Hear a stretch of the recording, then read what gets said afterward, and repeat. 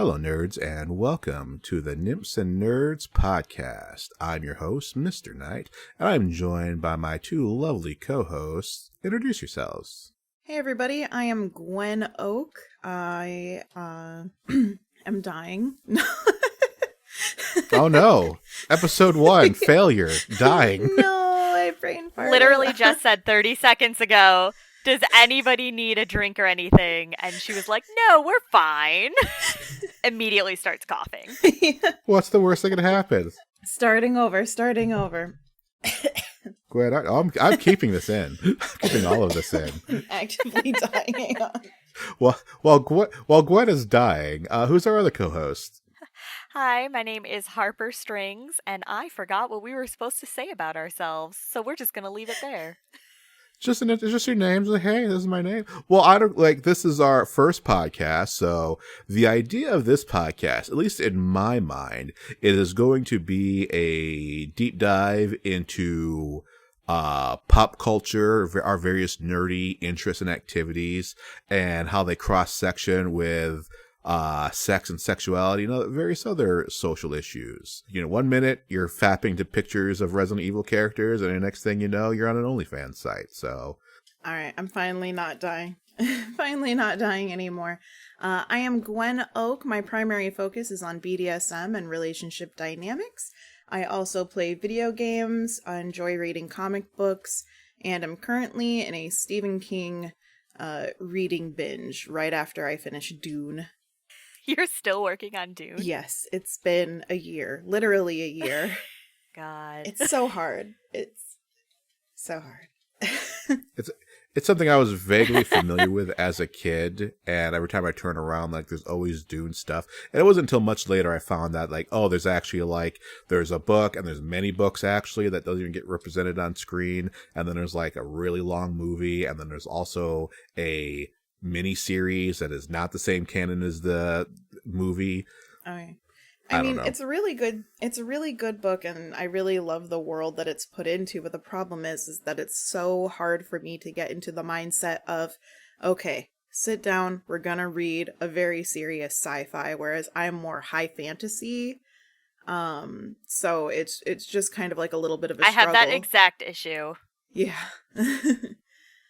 I have that same issue. It's hard straying from what you're used to. Right. But yeah, so my primary goal of what to get out of this podcast, like Mr. Knight said, it's just a great way to get out there, broadcast who I am. Hopefully you guys like my content, my ideas, my personality, and feel free to check out my Twitter and my OnlyFans. You can search me by looking up Gwen Oak. Are you, in fact, the wife of Professor Oak from the Pokemon franchise? There ain't nothing wrong with that. How old is Professor Oak? At least 60. Video game characters don't age, but he was already like a silver fox in the very first You know what? game. Let's Google this. Googling the age of How Professor old Oak. is Professor Oak? Is Professor Oak tapping Ash's mom while he's out on an adventure? He's between the ages of 55 and 60. And you know what? That's fine, because older men know what they want. Yes, younger women. So it's a pretty easy math to figure out. Listen, I'm a younger woman, so it works. It's perfect. Yeah, match made in heaven. So we're gonna circle back around to your specific interests and stuff. Harper, what are you into? I'm into a lot of reading of mostly young adult novels. So I just thought, actually, in saying that, of a really interesting topic we could maybe cover on a future podcast that I will bring up with you later. But I like reading the fantasy type ones. So there's with young adult novels, as the name implies, it's young adult. It tends to stray very much into teens. People tend to associate it with teens. So there is a huge, but a lot of adults read it. And there is a very huge, discussion and debate within the young adult novel reading community about whether there is a place for sex and smut and explicit scenes in the young adult novels, or if it should not be there. And I think that could be a really fun topic. I would love to join that discussion with you, because I have feelings. Yes. Yes. Oh, me too. Obviously. Yeah. Yeah. Yeah. Big ones. But that's a topic for another day when we have time to prepare. But I generally read fantasy. I will also read some mystery. For some reason, like I'll try reading adult novels. There's something about the writing that doesn't capture me in the same way that the young adult ones do. I'm also very much into Disney, Harry Potter, a lot of the nerdy things like that. Playing video games, though I've only recently started to get back to the video game playing, so a lot of my opinions and knowledge tend to be on like the nostalgic ones from my childhood. Um, Let me see. That's about it. I mean, I enjoy watching all of the Marvel stuff. I'm not super into the comics. I have a lot of knowledge on the comics because one of my best friends is super into them, so I get a lot of like information from her when she will start talking to me about it. I was about to Yeah, say so something about that because one of the first things I noticed about you is like, oh wow, she knows deep lore about Marvel comics. I thought you were a comic aficionado, but are you just getting it from yep, your friend there? all of it is from her. All of it is from her. Yes. Because you were sitting back one day and dropping lines about the backstories of the Young Avengers. I'm like, no one cares about the Young Avengers now. My friend When does. the eventual movie It was comes the out. funniest thing because it was like she would read like Batman and Spider-Man and stuff, but she really got into Young Avengers, and this is probably like 10 years ago that she got into it. So when the Marvel movies started happening, she was like, "Oh man, I can't wait for Young Avengers to happen. I can't wait for me to get my boy Billy in there. This is going to be awesome." And I was like, girl, it's not going to happen. Like there's no way. And then Wanda got introduced and she was like, "Oh, there's Wanda, Billy's coming." And I was like, "Honey, they have to be teenagers. We don't have enough time for it. It's not going to happen." So I'm talking good 10 years this is going on. After every movie she's finding an excuse to say Young Avengers is going to happen. And I remember sitting in the theaters watching Endgame, and when it showed Hawkeye teaching his daughter how to do the bow and arrow, like shooting, doing the archery, it just suddenly kind of hit me, and I thought, wait a minute, is this going to be our Kate Bishop? Which it's not, I now know. The irony is like, Kate yes, not even Bishop Kate show. Bishop. Yeah, so it wasn't, but that was when I kind of thought, oh my God, is that what's going to happen? And then more stuff started happening, like they jumped 5 years ahead, and I was like, oh my God, Cassie is a teenager now. So we might do Young Avengers, and then they showed Harley came back for Iron Man's funeral, and I thought, oh my God, they could maybe have him being Iron Lad as because like what just was such a random thing to bring him back. And they showed Wanda very much like mourning over Vision being gone and everything, and it's like my brain went into hyperdrive, and I was like, she's right. She's 100% right. This is happening. This is totally going to happen. She told me she'd never felt more vindicated than when I left the theater and texted her that. I was like, you're totally right. We're getting Young Avengers. When WandaVision had babies in the commercial, she flipped out. She was like, Billy and Tommy, they're here. Oh yeah, all of it comes from the her. Young Avengers foreshadowing has not been subtle. I will agree, at least from Endgame, they started planting the seeds for that stuff. Oh yeah. Yep. And it's like pretty much every show I think on Disney Plus has brought in a new Young Avenger. I believe so, except maybe not Loki. I don't think there was one in Loki. No, yeah. Kid Loki.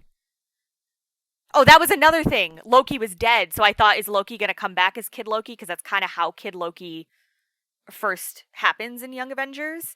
But that wasn't how they did it. They did it with all the variants and everything. I was like, was Kid Loki in the Young Avengers? I don't think so. I mean, maybe later. I mean, comics are weird. Oh, I don't know if he was an original, but I know he was in it because she would tell me about it. I mean, Loki is like not just the movies. Like he's an integral part of the comics lore, and it seems like he's always central to the forming of an Avengers team. I do know that the original of the Young Avengers, it was much more tied to King the Conqueror, which would also tie into like what's going on currently with Marvel movies and TV shows. Yeah, that was another thing when we realized Kane the Conqueror was going to be that he was that guy at the end of Loki. She was like, "Oh my God, yes, Young Avengers, that's their big villain." So, what are you trying to get out of this podcast and this business endeavor in general? What's your skin in the game? I really literally. I really like discussing things in general. I have a lot of opinions. I like hearing other people's opinions. And in particular, when it comes to media stuff, especially when it comes to nerdy media stuff, obviously, because that's the stuff that I'm into. I'm sure you heard like the audio version of my eyes lighting up when I thought of that, having that discussion about the young adult novels and everything. Like, this is just stuff that I already am kind of discussing with my friends on the side or thinking over myself. So I think it's like really exciting and fun to be able to talk about it on a platform where other people might be able to, would want to like listen in and maybe leave their own comments and stuff, so I can get other outside point of views. Absolutely. I mean, it's very similar to, I guess I should go talk about what I'm into and stuff. So much the same way I'm into video games, anime, superheroes to a big degree, RPGs, D&D, yes, but I'm also much heavily into a very obscure card game / RPG that I'm not even going to bring up because literally no one's heard about it. But I will say that, and these two can attest, like I am prone to going into deep dives into really obscure things. Maybe. And like we'll overload you with details about things that nobody cares about. And this all kind of like started with me putting my money where my mouth is, because it's like, it's the classic male thing, like, oh, if I was a pretty girl, I'd start an OnlyFans. But you know, if you're not a girl, and we did some research into this one, it is rough for guys on OnlyFans. That is a lot of flesh.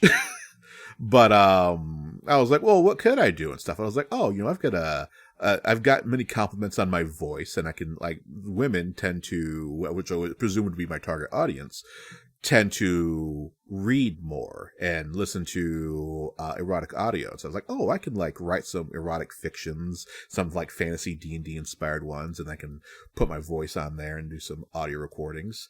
And then I was telling you guys about it. I was like, oh, we can do some OnlyFans, but I don't want to do the hard work. Like, I can do the hard work. So now I'm basically a producer of doing this stuff. So that's kind of how we all got into doing all this stuff. But yeah, and like I said, I'm a walking encyclopedia of a bunch of horse crap that you don't even care about. But you, I mean everyone, the audience, you two, no one cares. Yeah, I heard a phrase like 12 years ago on the radio where somebody said, I am a treasure trove of useless information. And that is, I have described myself that way ever since. So I get that. All the information that nobody cares about. He was on Polygon. His name is Brian David Gilbert, or David Brian, one of those two. And he would do these his humor would be he like do these super long form deep dives into obscure facts that nobody cares about. One of the challenges he made for himself was he was going to read all of the Halo novels and then like do like a basically a presentation about all of the lore of the Halo universe, explaining all the games and all of the books. And he just stops at like the 75% mark to like lament, like, my brain is so full of Halo facts that nobody cares about, including me. What am I supposed to do with this information? This is taking up a sizable part of my brain, and it serves no purpose. So how did we all meet? Gwen, I want you to take this one because you're kind of the linchpin of all of this. I tend to be the joiner of people. So how did we all meet? So I met Mr. Knight doing some event work. We worked in different departments, and ultimately our similar interests kind of brought us together, and eventually we started working together in real life outside of event planning. Well, we could say it was an anime convention. I won't say which one, but it does flavor a whole lot about like what the dynamic definitely here is. Definitely. And then as far as Harper, a mutual friend of ours, we'll call him D. D had actually gathered us all up for trivia night, and when we all met up together, it just kind of went hand in hand from there. We had a lot of similar interests, and then from there we were just like, you know what, like we could be friends. And just kind of vibed with it. Yeah, okay. like we really vibed, at least I think so. And then Yeah. Just kind of went from there, and we started hanging out and stuff, mostly in group settings. But then we're just like individually, like one-on-one, I think we make a really good friend dynamic. So we all started hanging out together, convention friends, real life friends, and here we are doing this project together, hanging out, having fun, talking sex, talking geek stuff, and sharing with you. All the fun stuff to talk about. It's a real heartwarming story you tell me that, I just met Harper at an event and I really jived with her. I wanted to be her friend because of how often Harper will lament, no one likes me. No one wants to be my friend, despite obvious evidence to the contrary. So I was just saying to one of my coworkers earlier, I was talking to her about why I'm like that. And I got into the whole explicit explanation of Erik Erikson's theory of development and all of that. And so it basically boils down to the idea of, so Sigmund Freud, he's full of shit for the most part, but his idea was that he said during the early years of life, you go through different stages, and that if you mess up one of the stages, you're messed up for life, basically. And then Erik Erikson took that concept and went, well, I think it's a bit more broad than that, and I don't think you're fucked up for life because there's really 7 stages, and you can fail all 6 stages and still be good and still be fine in the 7th stage of life. And one of the stages is called group identity versus self-isolation. And it basically is the adolescent years. And it's this idea of, did you properly develop relationships with other people? Were you able to feel a part of your peers and all of that? And I was very much bullied in middle school and high school. And I was very not liked. And so that just, I did not resolve that conflict successfully. And so because of that, I am convinced that I am an unlovable person and that other people don't like me and find me annoying. And my friends that are around me, like Gwen or any of the other ones that we would talk about, I've managed to reach the stage in my anxiety and everything where I can argue against that. And I tell myself, no, obviously they want to hang out with you because they're around you. But when it comes to strangers or people on the outskirts, like coworkers or anything like that, it's different because these people are not necessarily especially strangers, people listening to this right now. I have no idea how any of those people would feel, but I just assume they're probably going to find me annoying and abrasive. So you're just suing from the get-go. That's what I was taught as a teenager. All of our listeners automatically hate Harper. Okay, got it. Yes, yeah. We need to start you an anti-fan club. What's the opposite of an Onlyfans? Only enemies. Yes, yeah. There was a post going around on Tumblr several years ago that was pay me $1,000 and I won't post for a week. Pay me $10,000 and I will shut up for the year. Things like that, and that would be my version of OnlyFans. You won't have to hear from me if you pay me $100 or something. I'll leave you alone. Well, for the sake of this business venture on, I hope you are extremely wrong in this projection of yourself. I mean, I hope so, but it doesn't stop my brain from telling me, nah, you right. You're annoying. Because I was just saying, I like hanging out with you. I like chatting with you. Yeah. I like chatting to you specifically because you can go deep dives on some we have some very similar interests on certain things. What about you, Gwen? Don't you like Harper? Isn't she a peach? Yeah, but you guys are my friends. You're already there. I got the evidence. Yes, and we became your friends because we like to hang out with you, you dunce. But there are tons of other people that are not my friends. That's true, but... See? Then that's their own shortcoming. They can only blame themselves. This actually ties into how I met you two. Well, no, Gwen already talked about how me and her met. The interesting part is how me and Harper meet, which is actually a series of several near misses orchestrated by Gwen. What did I do? I don't remember how you guys met, the instance. Honestly, I don't either. I don't remember the specific moment. So this is a story about how we did not meet, because Gwen, who's a bit overprotective, but also wants to help her friends out, she knows that you were we were all at the same Christmas party. associated with this anime convention. And I was going to say the one that was on the top floor. Yes.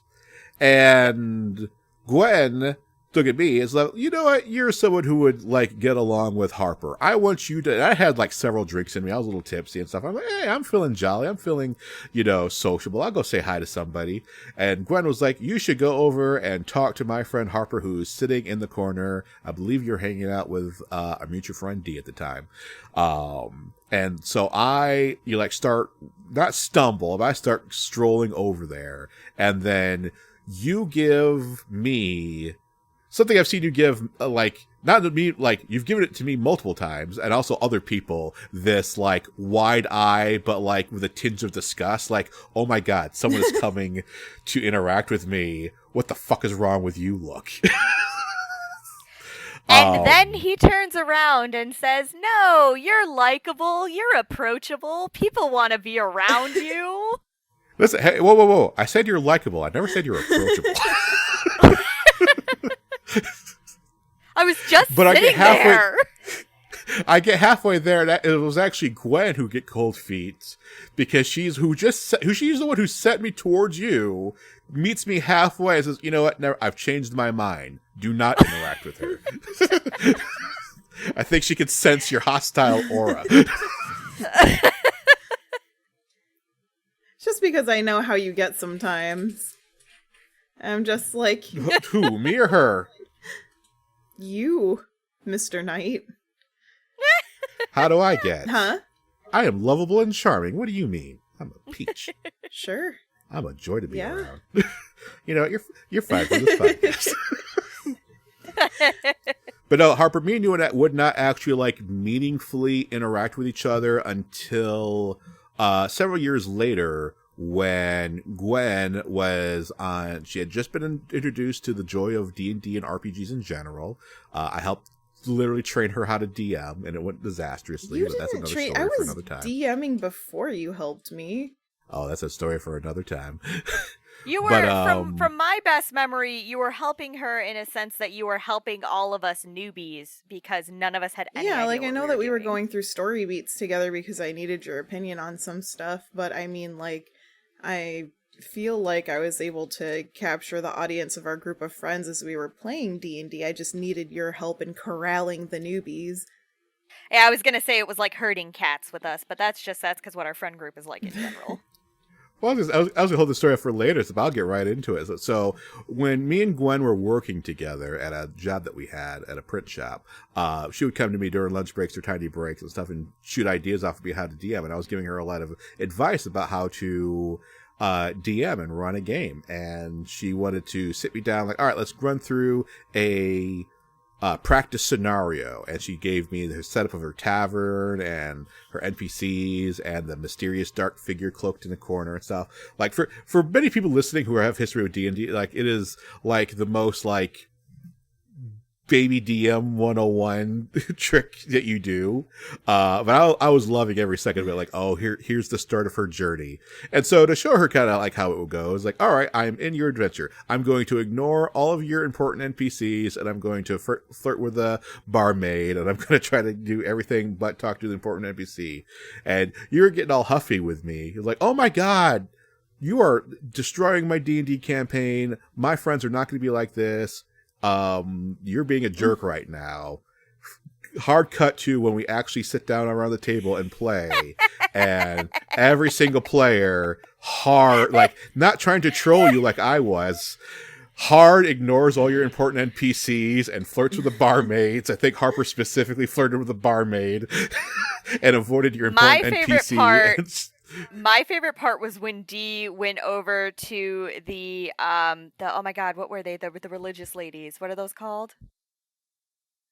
No, not nuns. No, they were priestesses. Oh yes, the priestesses, and was like, "How do I go about making my bear a priestess?" Because he was he had a bear that he rode around on. That's right. That makes Gwen's facial expression when we all did that shit so much funnier. It was already funny, but that story makes it even funnier. Because she just looked like, I've made a grave error with these idiots. No, I know the look on her face because the entire time you all were doing that, I was across the table looking at Gwen with the smug as shit look of like, I told you so. And she was giving, like, she was avoiding me and stuff, like, God damn it. It's like, you know how we were playing Catherine and Vincent makes kind of like that bug-eyed goat face? And I believe that's probably the look I was making of like being like, oh my fucking God, are you for real right now? But, you know, eventually I did learn to love, you know, like the crazy responses. And I'm just like, you know what? Let's just roll with this. And honestly, like, I loved that campaign. I would love to host it again. You know. And we got there because I was saying, like, this is the story of how I met Harper specifically, because this is the first time me and Harper actually meaningfully interacted and stuff, which, actually, this is also, like, not a feather in the cap of, like, oh, Harper is approachable and fun to interact with, because, we were sitting there, we're all shooting the shit, and I had made I don't think it was a particularly trolly comment, I had just made a comment of, like, yeah, I don't really care about Harry Potter, and I swear you practically jumped over the table and like you do not besmirch Harry Potter. Oh man, see, you can tell that was a really long time ago because that's something that I worked to get over was people are allowed to dislike the things that I like. It's fine. It's when they say stupid shit though that I'm like, what? Come on now. Like, I don't have a problem with somebody that dislikes The Little Mermaid, but I do have a problem with somebody who says, The Little Mermaid is dumb because she threw away her family for a man. And it's like, nah, watch the movie. That's not what happened. Harper, I think one of the things I like most about you and stuff is, despite your best efforts, you're a lot like me in many cases. I think one of my favorite interactions is when you jump down. Like, I'm always told of being, like, you know, a know-it-all and I told you so kind of guy. Maybe that's true. And there was a scene where we were playing Resident Evil and Gwen's little brother made a comment like, I think Nemesis has green blood. And you jumped down his throat like, he has purple blood, you dumb fuck. Yeah. I did not intend for that to come out in that tone, but it did. And I don't think it was. I was like, you eviscerated him. I don't think we were talking about the blood, but we were talking about colors, and I was like, nah. And it was intended to come out as just no, this is the color, but instead it came out as this is the color. I went to the zoo one time, and the zoo has river otters. Otters are one of my favorite animals. So we're watching the river otters swim back and forth, being playful, being cute. This little girl, probably like 8 or 9, runs up, presses her hands against the glass and goes, Mommy, look, it's sea otters. And I turned around and I went, they're river otters. And my friend lost her shit laughing. You dumb fucking child. Like, what the fuck do you know? She was like, what the hell? What the hell, Harper? Like, what? You dumb bitch. I didn't mean for it to. I was like, I didn't mean for it to come out that way. I was just correcting her, and it just came out like that. I think the true secret. She just kind of looked at me and then walked away. The true secret of Harper Strings is under the shell of a very pretty little blonde girl is a tried and true neck beard just covered in Dorito sauce. We just need to put Harper on the show, actually, and see what happens. Oh, God. We should do like a trivia show sometime. I think I don't know about you, Gwen, because I don't know like your pop culture trivia and stuff. I think me and Harper can go deep into some like Marvel trivia. How about I put together the game for you and then you guys compete against each other? Done. Fair. Will that make you guys feel better? Not really. I'm not, because like I said, all my deep knowledge comes from my but friend. You retain that knowledge. So if it's not that's she's the whole gone thing. over, I don't know it. That's so true. You can use that. Harper, what's something that we both know a lot about that we could do a trivia contest about? Resident Evil? We're gonna do Resident Evil? Possibly, but the problem is I hated 4 so much that I never picked up another game until 7. We'll figure it out. Yeah, we could do the first 3 Resident Evil games. I mean, talk about trivia? I thought you were talking about playing video games. I thought no, we're going to play all of Resident Evil eventually. Tell you what, right. A couple of times, and not the most recent movie. You still haven't seen that one yet, have you? No. We're about to date this podcast like a motherfucker because that movie came out like 2-3 weeks ago. It is bad. Yeah. Wasn't it the week before Thanksgiving? I think so. Or the week of I Thanksgiving? don't know, something. It was somewhere I have around no there. idea. That has quickly left my mind, I'll tell you that much. And I was just watching a thing. I was like, oh, why do they keep doing all these things? You know, those horrible Mila Jovovich Resident Evil movies and stuff? They're super popular. Yeah. And they made like hundreds of millions of dollars each. Really? Every time another one of those came out, I would watch the commercial and go, but why? Why is another one being made? I was just watching a video of like showing like they're like the movies have like the lame explosions from like Adobe After Effects, like free to use software that look cheesy as hell. And this guy just stops the video like, this movie grossed $300 million. Insane. We talked about a little bit of media and stuff. What were some of your favorite fictional crushes? Do you remember? As children or adults? Sure, whatever stands out in your mind. So, did you say favorite or first? Sure, either or. Oh, either or. Okay. Yeah, because I know my first is not my favorite. I have crushes, I feel like, from my childhood that when I look back at them, I go, oh, that was a crush. I just didn't realize because I was a child. And so because of that, my very first crush was Atreyu, from very specific Atreyu, not from Neverending Story, but from the sequel Neverending Story. I loved that bitch. My memory's fading, but wasn't he in the movie for like 3 seconds? Like he's in the beginning and then he goes was a away main to come back. character. No, he was the main character in the second one. Yeah, my memory's fading Bastion hard. kills him. Oh, damn. And then uses a wish to bring him much back. darker than I thought. Yeah. I remember thinking, as a kid, I think I was probably about like 6 when I was watching it, and I remember thinking, man, unfortunate, because the Atreyu in this one is so much cuter than in the first one, but the Bastion in the first one is so much cuter than the Bastion in the second one. Like, literally all I remember about that movie, and I watched that movie a lot, is he's supposed to be doing something. He's just in the basement, in the attic all the time, reading the book. And then at the end of the movie, he's like, you have to give me a name, Sebastian. And he screams something into the night. And, see? Sebastian makes sense. It's just Bastion. It drove me nuts as a child. So yeah, I don't understand his name, and I definitely don't understand what he named the Star Child. I looked it up later in life. I still to this day don't know what he says because I haven't seen it in so long. It's something like Star Child or something like that. And like when I was younger, I could not understand it. You know, we're on a computer right now. I mean, yeah, but no. So that's the first one. And so in the first one, Bastion is like reading the book of Atreyu's journey, and so that's what leads to the whole him naming it. So he's kind of barely there, but then in the sequel, he gets sucked into the book, and so he and Atreyu like become best friends basically, and are going on like a journey together. So the internet's telling me that Bastion named the childlike empress Moonchild, which was his mother's name. Okay, so I always assumed it was his mother's name. And that's probably why I could never put it together, because I kept trying to make it be like a normal fucking name. Why the fuck was his mom's name Moonchild? Hippies from the 70s. Oh, that's fair. You know, my memories of Neverending Story 2 is getting... This is why I'm all screwed up right now, because I'm remembering the third movie, which I've only seen like a couple of times, and it's very not good, with Jack Black as the bully, where Bastion gets pulled into the Neverending Story. And I think that's the one where Atreyu is like in there for 30 seconds. Is that the second one? Oh. The second one is the one where Bastion gets pulled into it.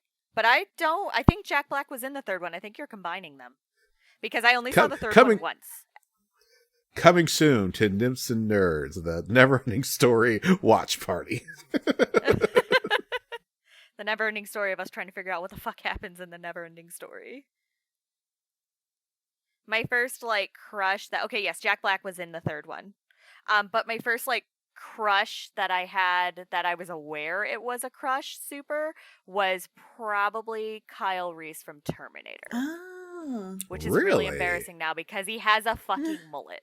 Now this is a movie that's like very similar to Neverending Story. There's a lot of movies I do this where I do have no memory of the first one, and maybe I just didn't see it, but like all the sequels are always on syndication on cable. So Oh I'm yeah, like, yeah. I think I've seen the first Terminator like maybe one time, but I've seen Terminator 2 a whole bunch. Well, because Terminator 2 is like one of the best movies ever made, like ever. Sure, but there's a Why whole would you waste sequence your there. time watching Terminator 1 when you could just watch Terminator 2?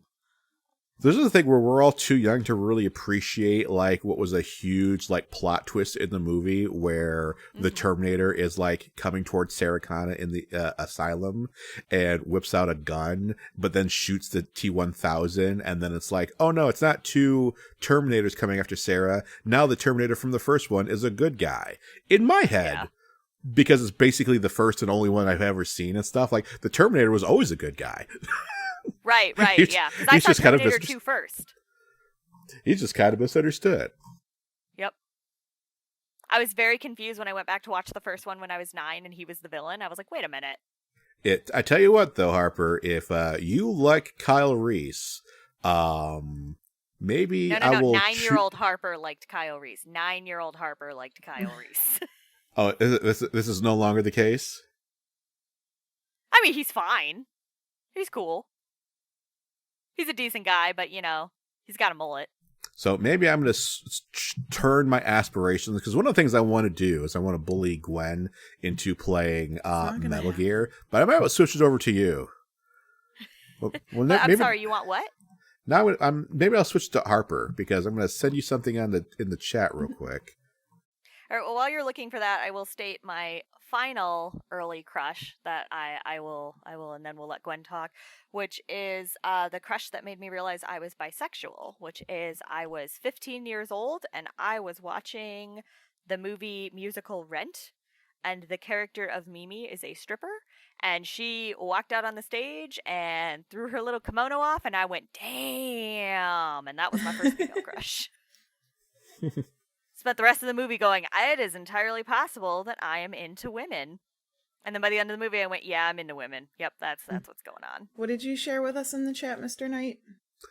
Do you see it in the text channel? I do.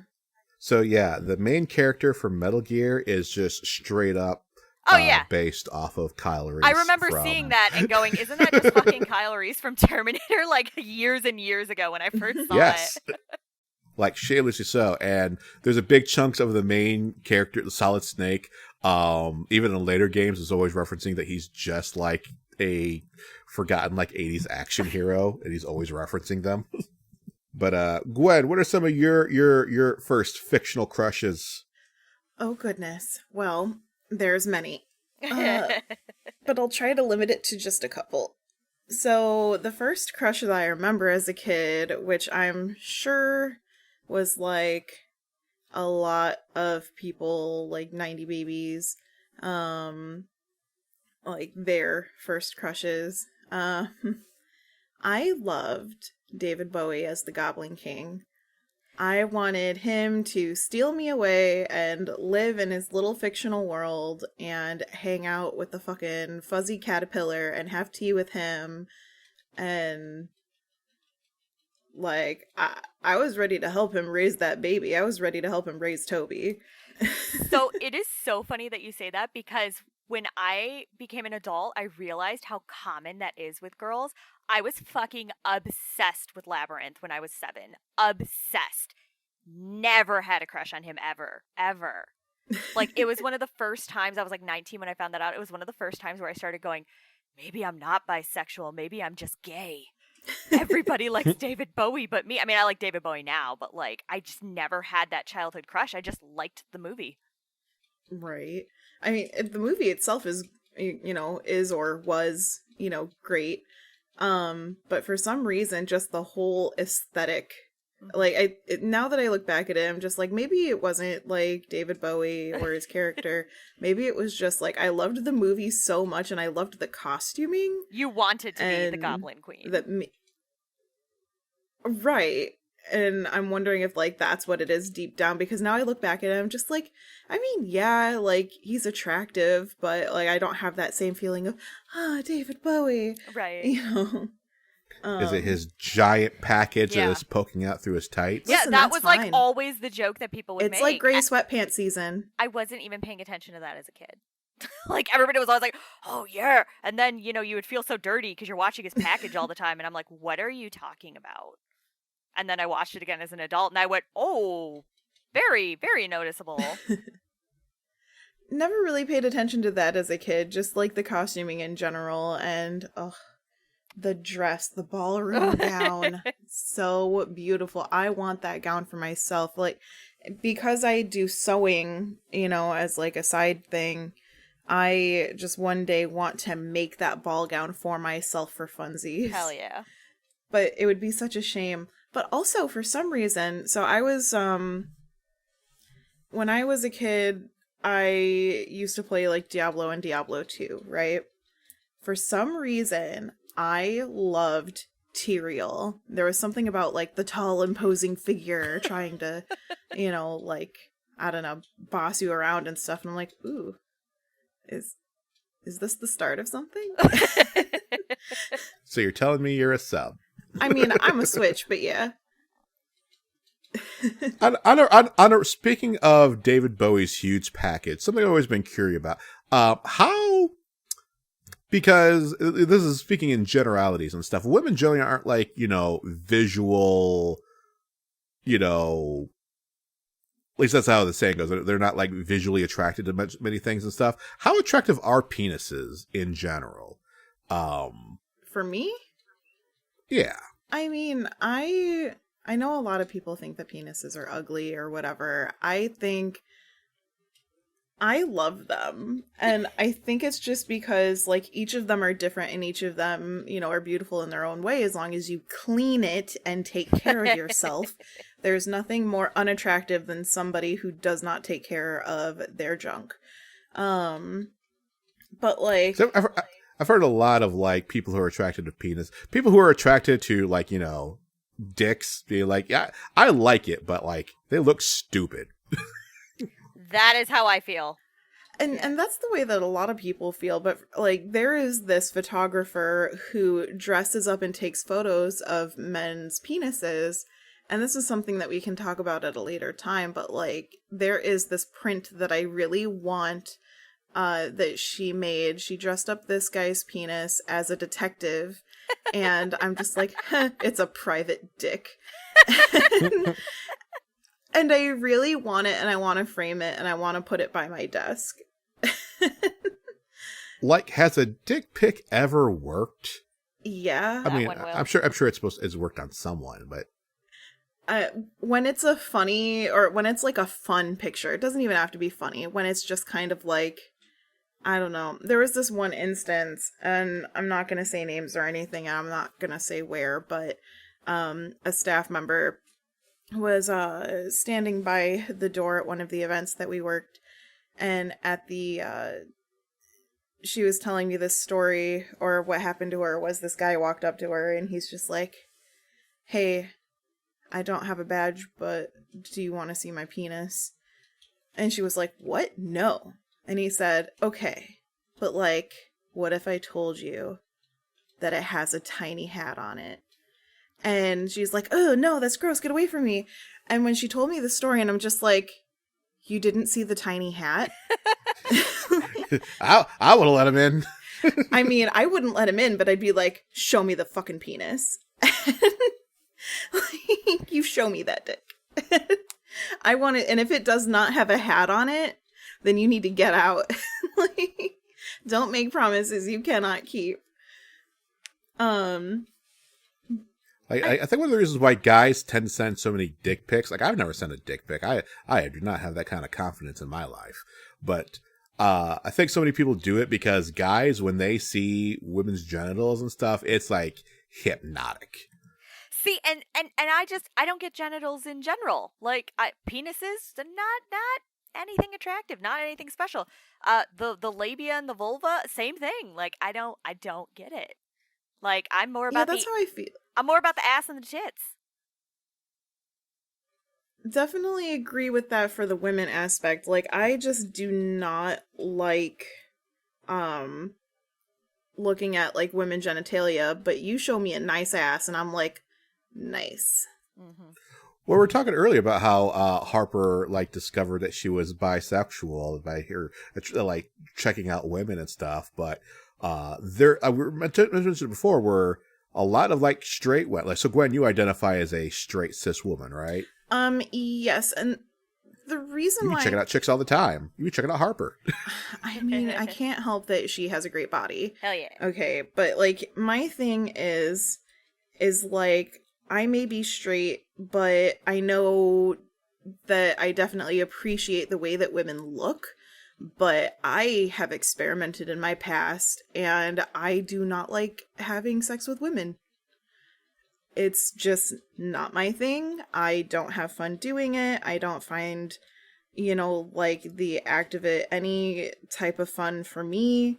I'm just like, to each their own, but I just don't like vaginas. But if I see a very attractive woman, I'm just like, damn, she is gorgeous, but she's not making me hot, but I like looking at it. Does that make sense?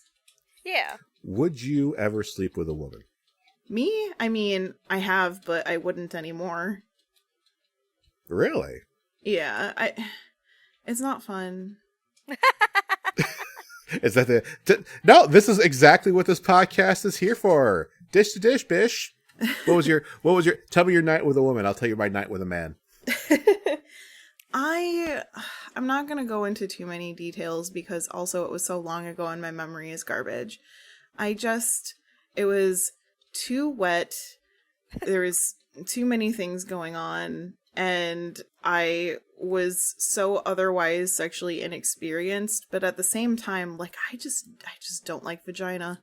Like, in general, like, I don't like looking at people's vaginas. I don't like touching people's vaginas. I don't even like touching my own vagina. Now, the clit, I'm all about it. But I just don't like reaching on up in there. And, I mean, I know that's not where, like, the main pleasure center is on a woman. Don't worry. We all know where it's at. But, I don't know. Where is that? Let me get my notepad real quick. It's called the clit, and it's not that hard to find. You just have to listen to us when we tell you where it is. Can you the draw easiest me thing in the world. Right? It's like you find the hood. Yep. And then you point down, like directly down. So joking aside, the clit's kind of weird. Well, not weird, but because not all women enjoy, because it's so sensitive, not all women enjoy direct clitoral stimulation. So for me, and I kind of fit that boat. So like I'm all about it. I don't like it directly on. Really? Okay. Yeah. Well, it's because like mine is so sensitive. So what I like is I like going above the clit a little bit and kind of like strumming that above section, because if it's directly on it, it kind of hurts instead of feels good. Yeah, I think it definitely has to do with how sensitive you are. I remember, oh my god, what are they called? There's this musical duo, Kate McCucci is in it, and I'm trying to remember what they're called. It's Garfunkel and Oates? Yeah. And they do, like, comedy songs, and they did one that was about a story of the two of them went go-karting, and one of them had never been go-karting before.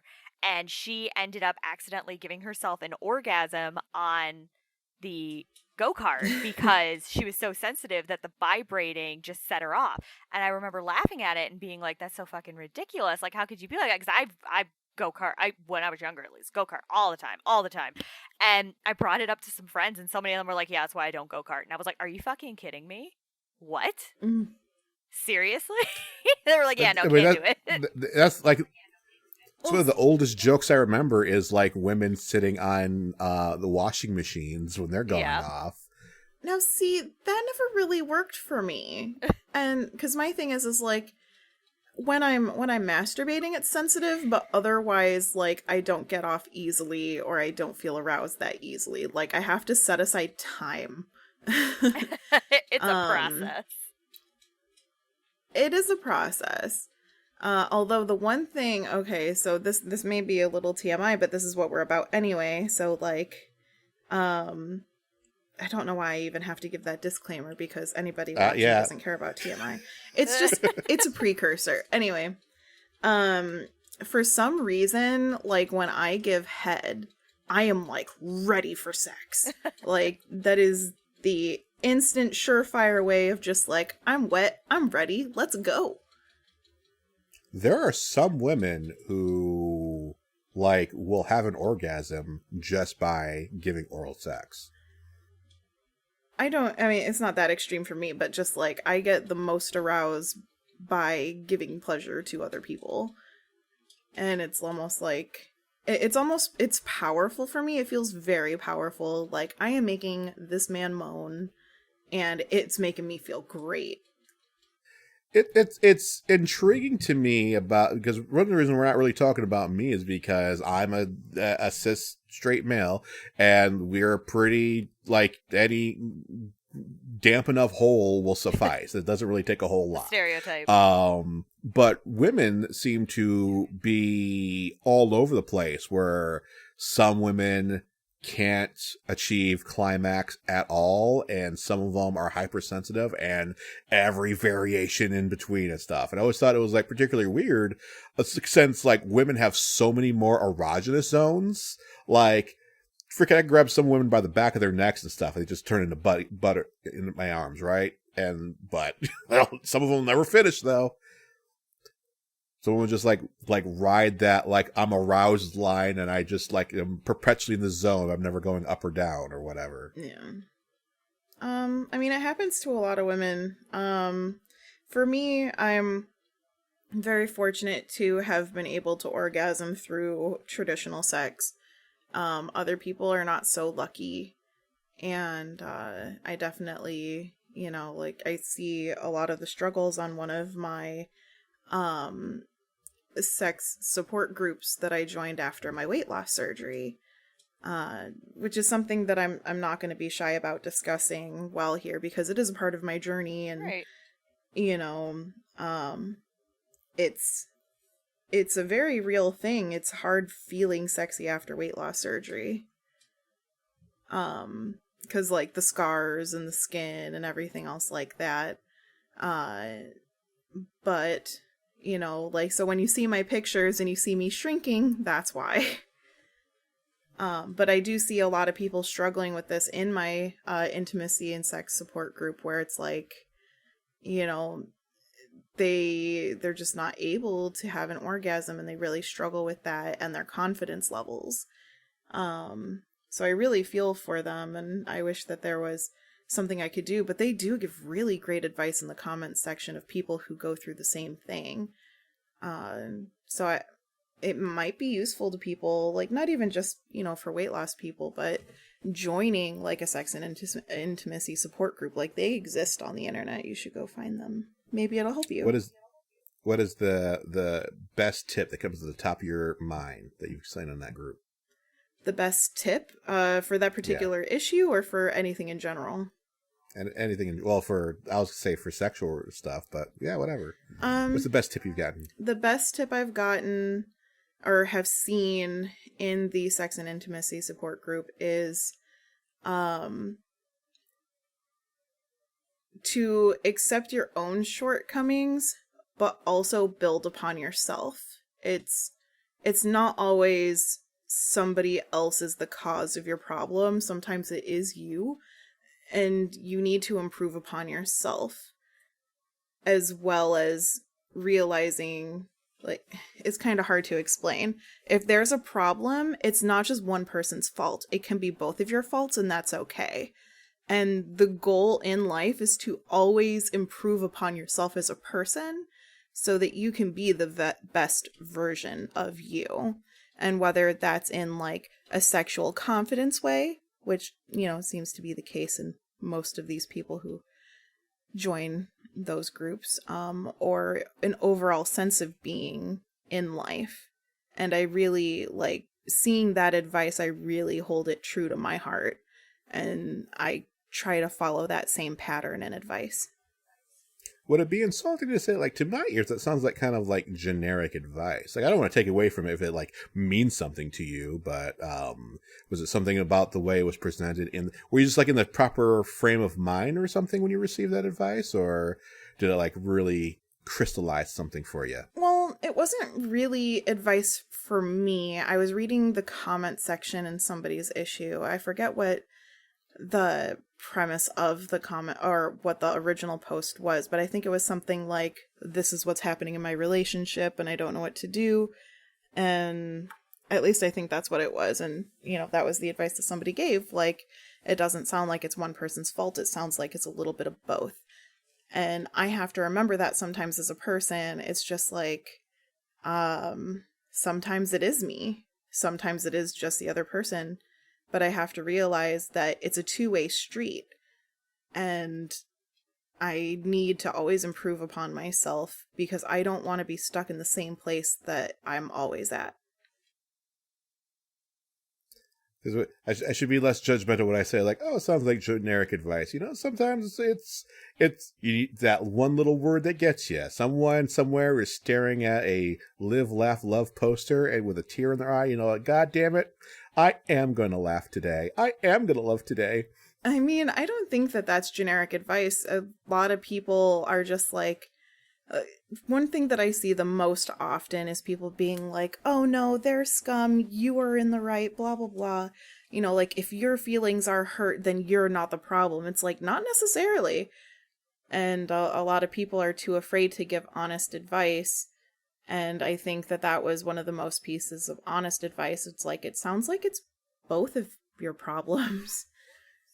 And And it's definitely been my experience in life that, you know, it's never 100% one person's fault for everything. And I think that that kind of perpetuates a lot of like ongoing conflicts we see in the world, really. Yeah. Where, let's say, you know, someone is like super, super wrong. Like, you're up against a Nazi, you know, and they're probably like, you know, they are 99.9% in the wrong, you know, and this is a really bad example. I did not want to start our inaugural podcast of like, Mr. Knight defends Nazis. But my general point is, like, it's very easy to, once you think you're in the moral right to completely disregard another person.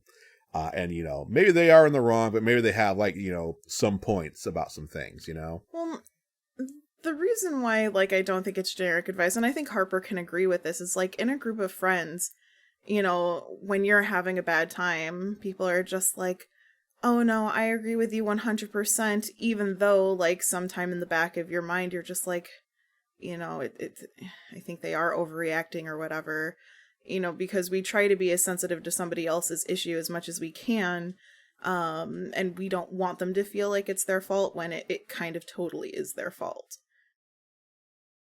I thought Harper was going to come in there.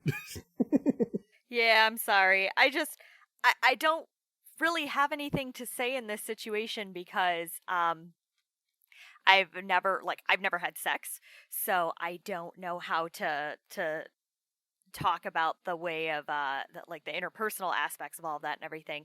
And I've dated many people. I've only had one long-term relationship, and it was one of those things where I realized from both of our ends it wasn't working out, so I ended it. So I definitely agree with it. I can see it in friendship relationships, and the idea of sometimes usually really the problem is not just one person. The problem can be you as well, and that's definitely something that I've had to struggle with in my life, having to come to terms with the fact that sometimes the issue is you.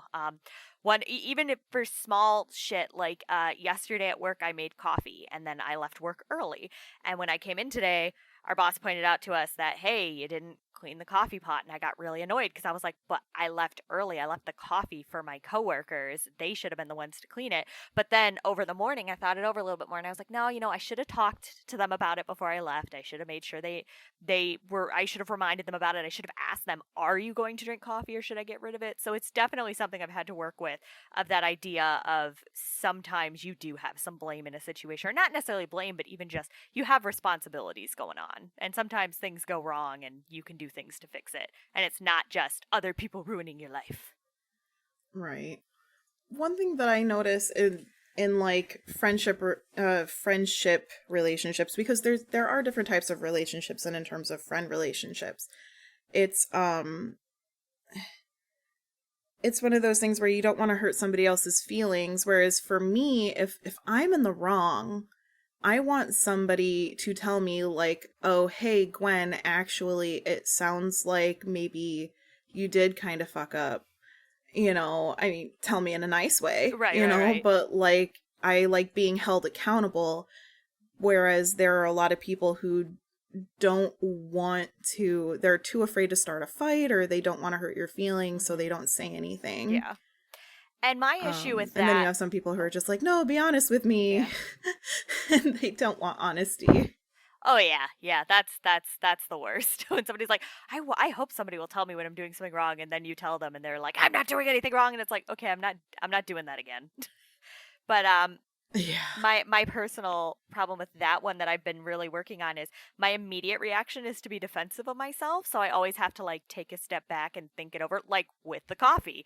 It was more like after about 20 minutes of me just kind of sitting there working and thinking it over a little bit more, I went, oh, you know what, no, I shouldn't have gotten defensive, because that was also on me. So a lot of the times people will point something out to me and my immediate reaction is to defend myself, because I have to be perfect and I can't do anything wrong and I must be right. So if I did it, it has to be right. So I have to find a way to defend it. And then I have to immediately stamp that down and go, no, wait a minute, you have to actually look at this. Maybe they're right. And most of the time they're right. Most of the time they are right. And I need to calm down or look at things differently or stop being a fucking bitch. You would be surprised how many people do not self-reflect upon themselves as people. And I think that's why the comment on that intimacy and relationship support group like really struck with me. Right. I mean, I have 2 degrees in psychology. It does not surprise me. I used to work in therapy.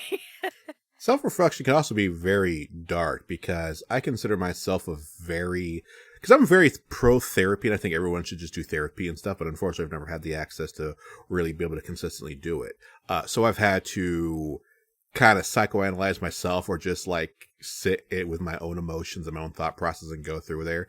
And it's a razor thin line of thinking of like, how much is this me being hard on myself and how much of this is me actually screwing up? Well, and I think it's very easy to get yourself caught in a cycle. I think that's why the therapy portion is so important, because you need like a guide. Like that's kind of the point of a therapist, is they're there to guide you and help you out with that kind of stuff.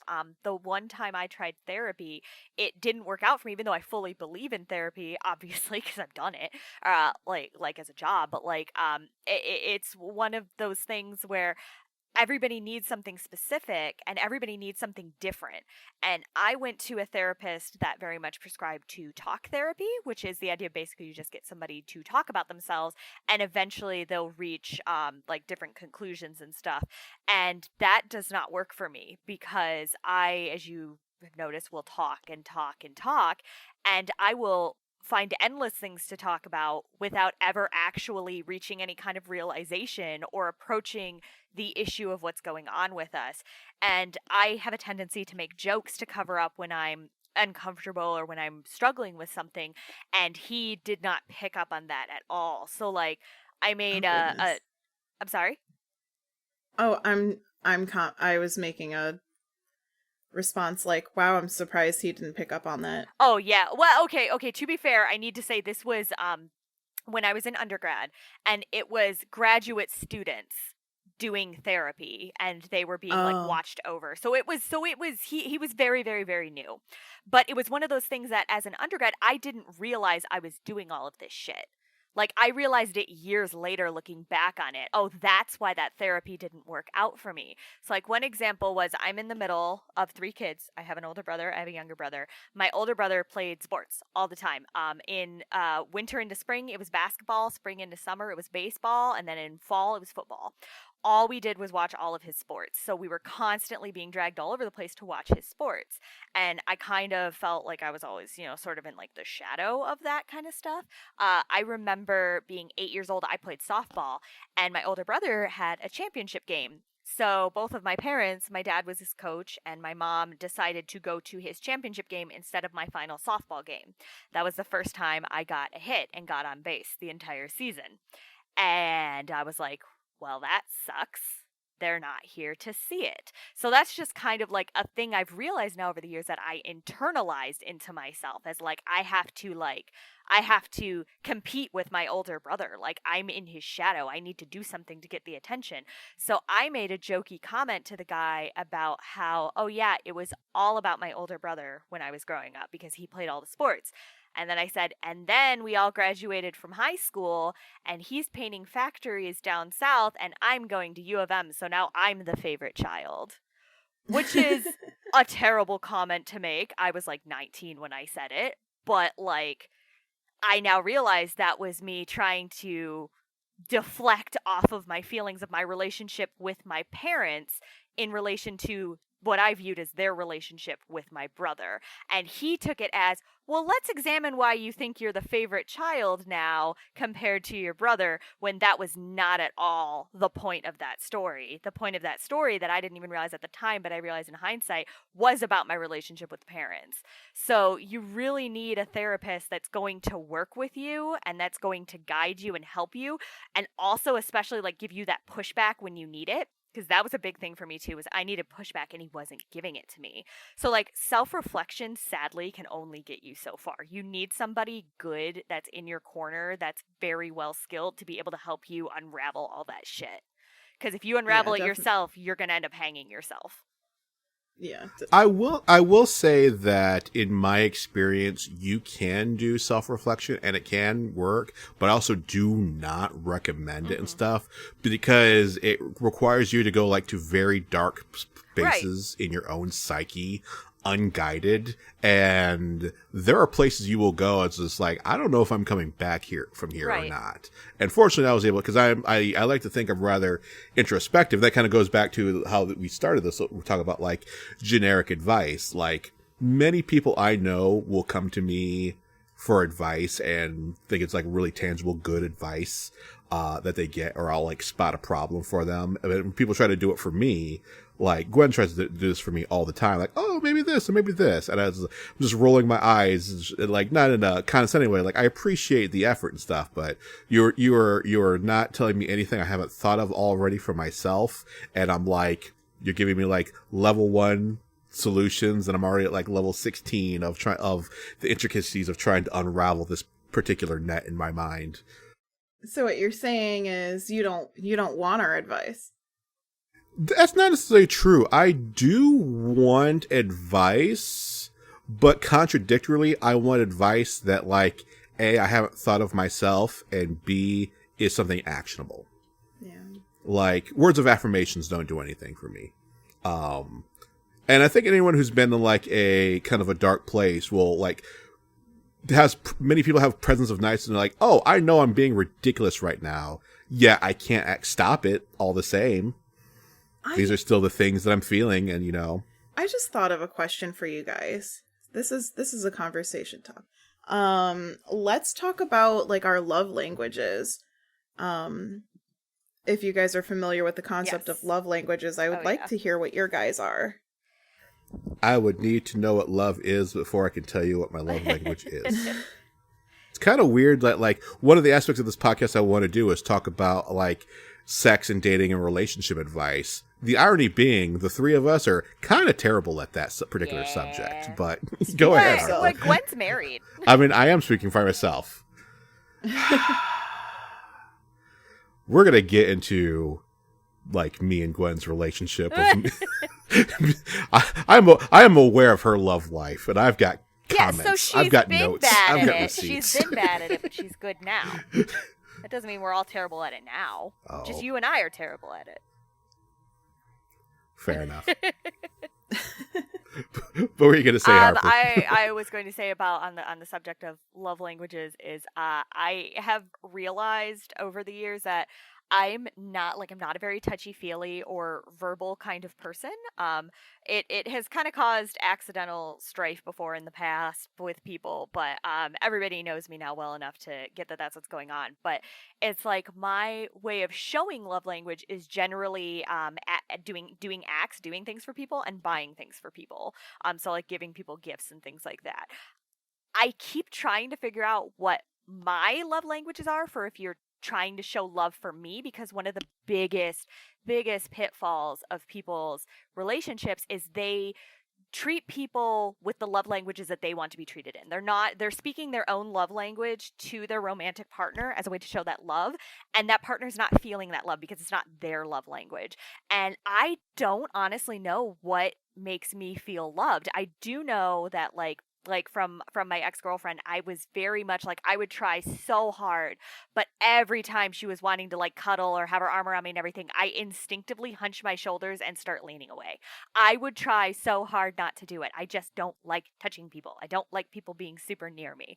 And I don't know if it's because our relationship wasn't really working out. I don't know if it would be different with somebody else, but I just feel like a love language also is just can change depending on who the person is and how your relationship is and the dynamics and all of that. So it's really something that I personally have had to out My with each best person. friend, It's just only one of them made it to who is notoriously level clumsy with his 4 or words. 5 dates. So this is going to sound really fucked. And actually, this is one of the reasons why it sticks in my head, other than how fucked up it was, because he just dropped a comment, which he was trying to be as like, a supportive friend, is just make a friendly observation, but it was like the coldest thing one person has ever said to another person.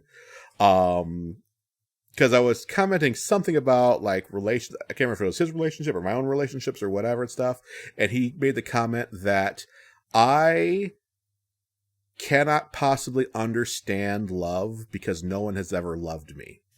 What? Oh, yikes. Like that I said, is not accurate at all. That is some Wizard like I said, of Oz logic there. It is the most unintentionally cold thing anyone has ever said.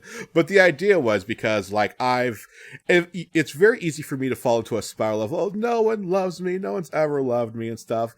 This is just patently untrue. I just put myself in that mindset of there and stuff. What is true is, unlike Harper, I've had even like fewer relationships. Like I don't even go on dates, and I've had fewer opportunities.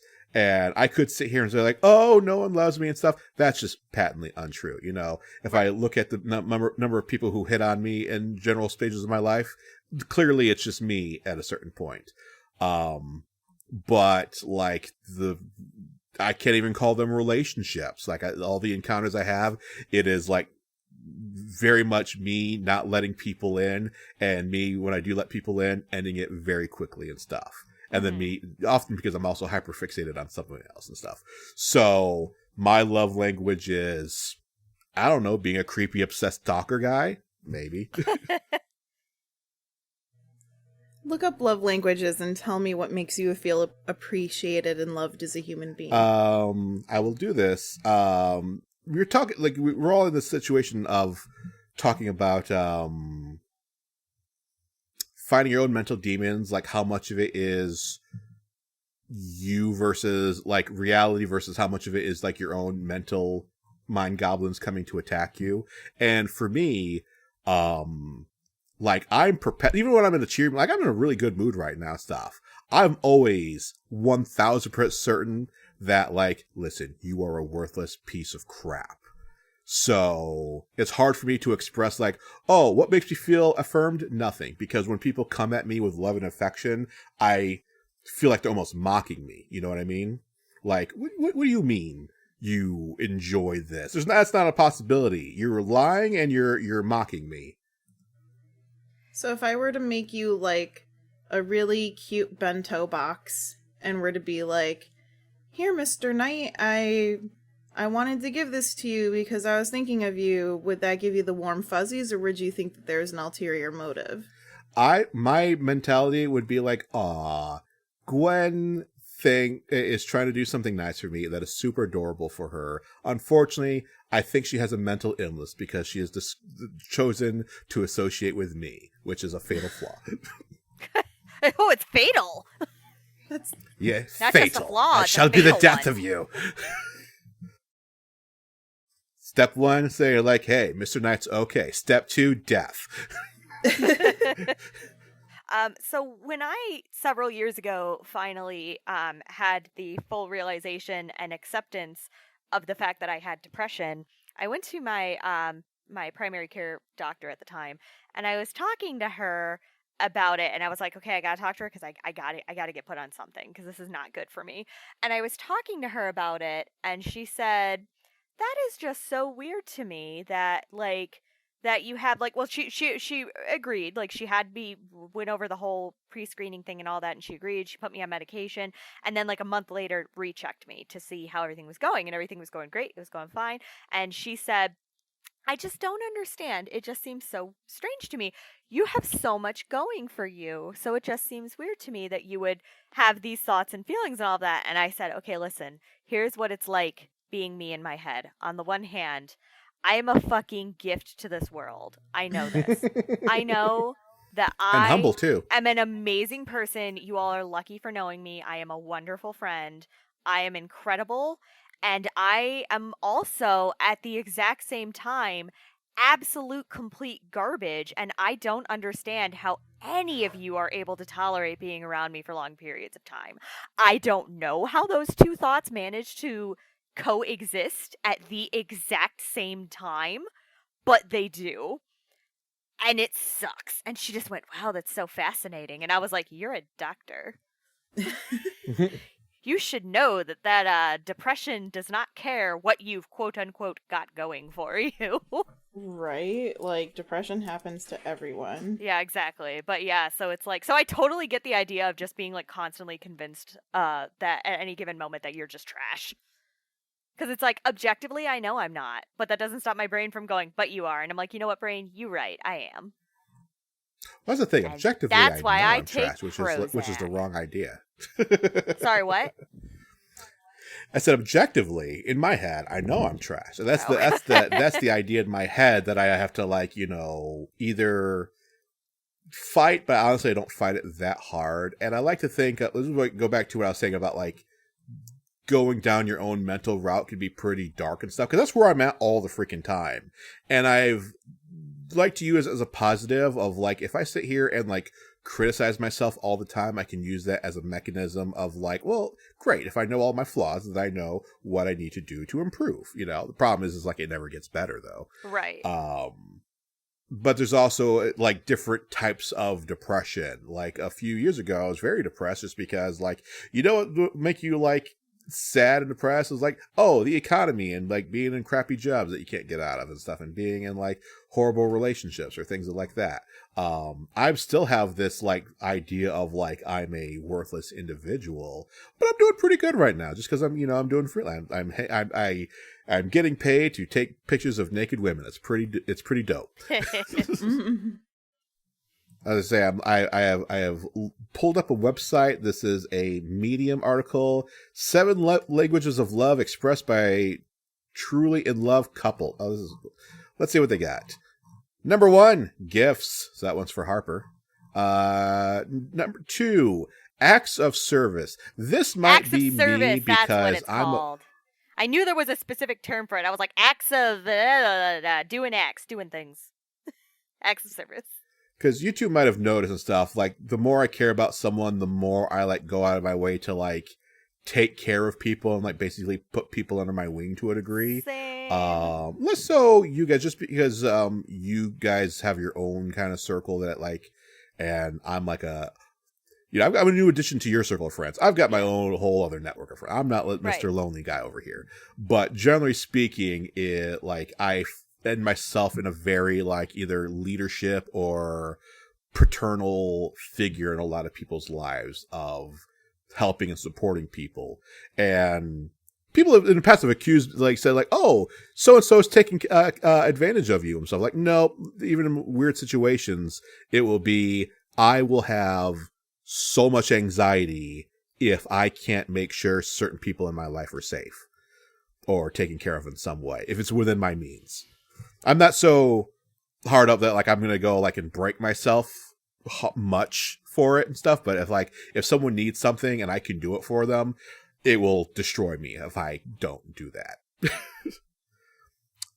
Let's see. Number 3, quality time. I mean, I guess that depends on how you define quality time.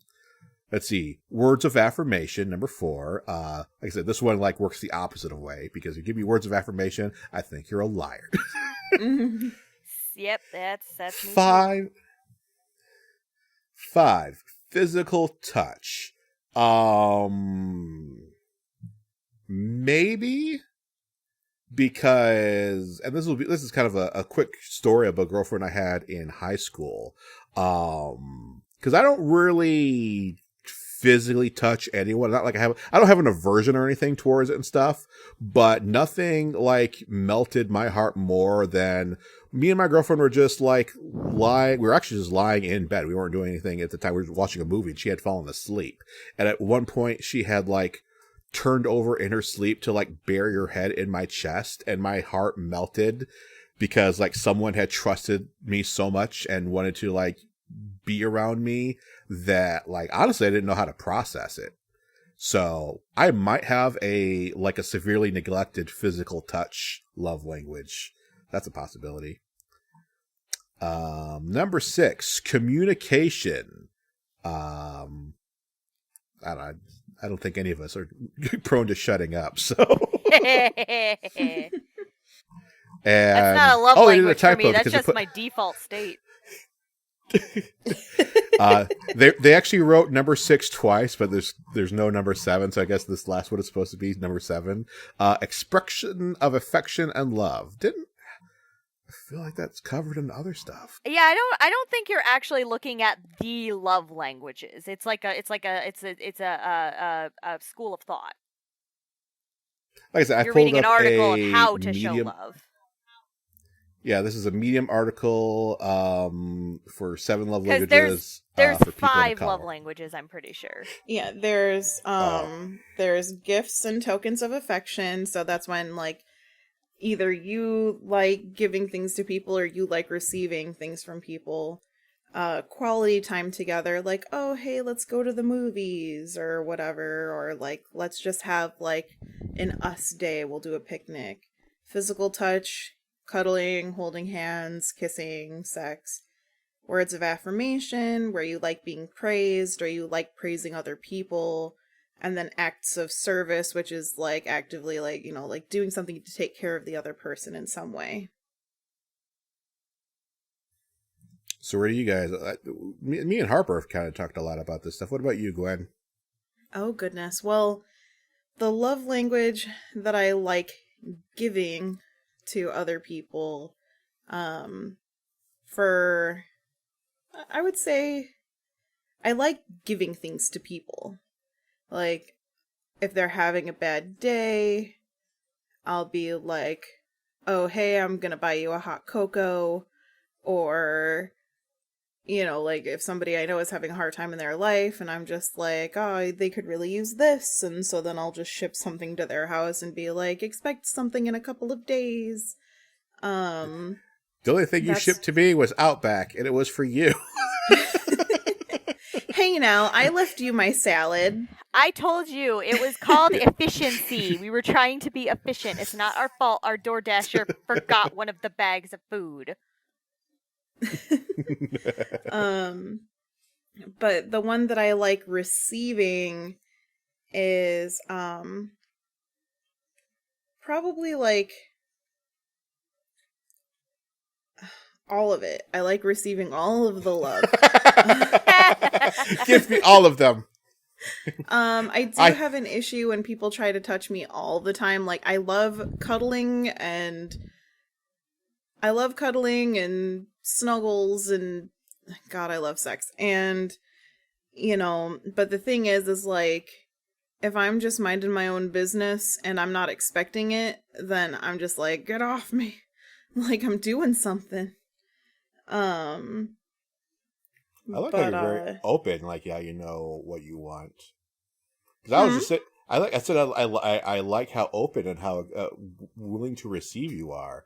Because very quickly I was like, oh, you know what we should do, me and Harper, because we've both expressed like we don't really know how to receive these love languages. Like we should make a point to try to receive it. And then my blood literally went cold. Like, oh god, if someone tried to do these things to me, I would freak the fuck out. There's one that I kind of have like trouble with sometimes though. I feel guilty when people buy me things, even though my love language is to buy things for other people, even though I don't have money. It's like, like, what's a hot cocoa? It's $3. You know, I can afford $3 to make somebody's day. But, when people buy me things, it's like, as much as I enjoy it because I'm just like, oh my god, they liked me enough to buy something for me. At the same time, it's just like, well, now I need to get them something. Or it's just like, this person likes me enough to buy me something? Oh my god. I think it's very common because it's not necessarily a love language. It's more of a, people are funny with money that way. Of like, hey, I'll buy you something because like it's cool. I don't really give a shit. But like, oh, you bought me something? It's always in the back of my head of like, this person thinks I owe them or they've got something on me. And that's a lot of people. For me, it's just like, I don't think that they expect anything out of me. It's just like a guilt of, they did this thing for me. I should really do something for them, even though they want nothing back in return. Like it would be almost insulting if you kind of like did it immediately afterwards. So in my emotional bank, and I'm just like, they did this thing for me, so I should do something for them later. And then I'll forget, or I don't know. But it just feels like when I'm given things from people outside of my relationship, I get awkward because I don't really know. Like I'm just like, oh my god, thank you so much. That's so sweet of you. But then I think they get a little self-conscious because they're just like, oh, maybe she's not smiling enough or whatever. Because sometimes like, I'm really touched by it, so because I'm touched by it, I forget to smile because I'm like reflecting on how much it touched me. And so maybe then I start worrying because I'm like, oh my god, maybe they think that I hate it, but I love it, I do like watching the gears in your head spin sometimes. It's really funny. To me, anyway. But I'm a jerk.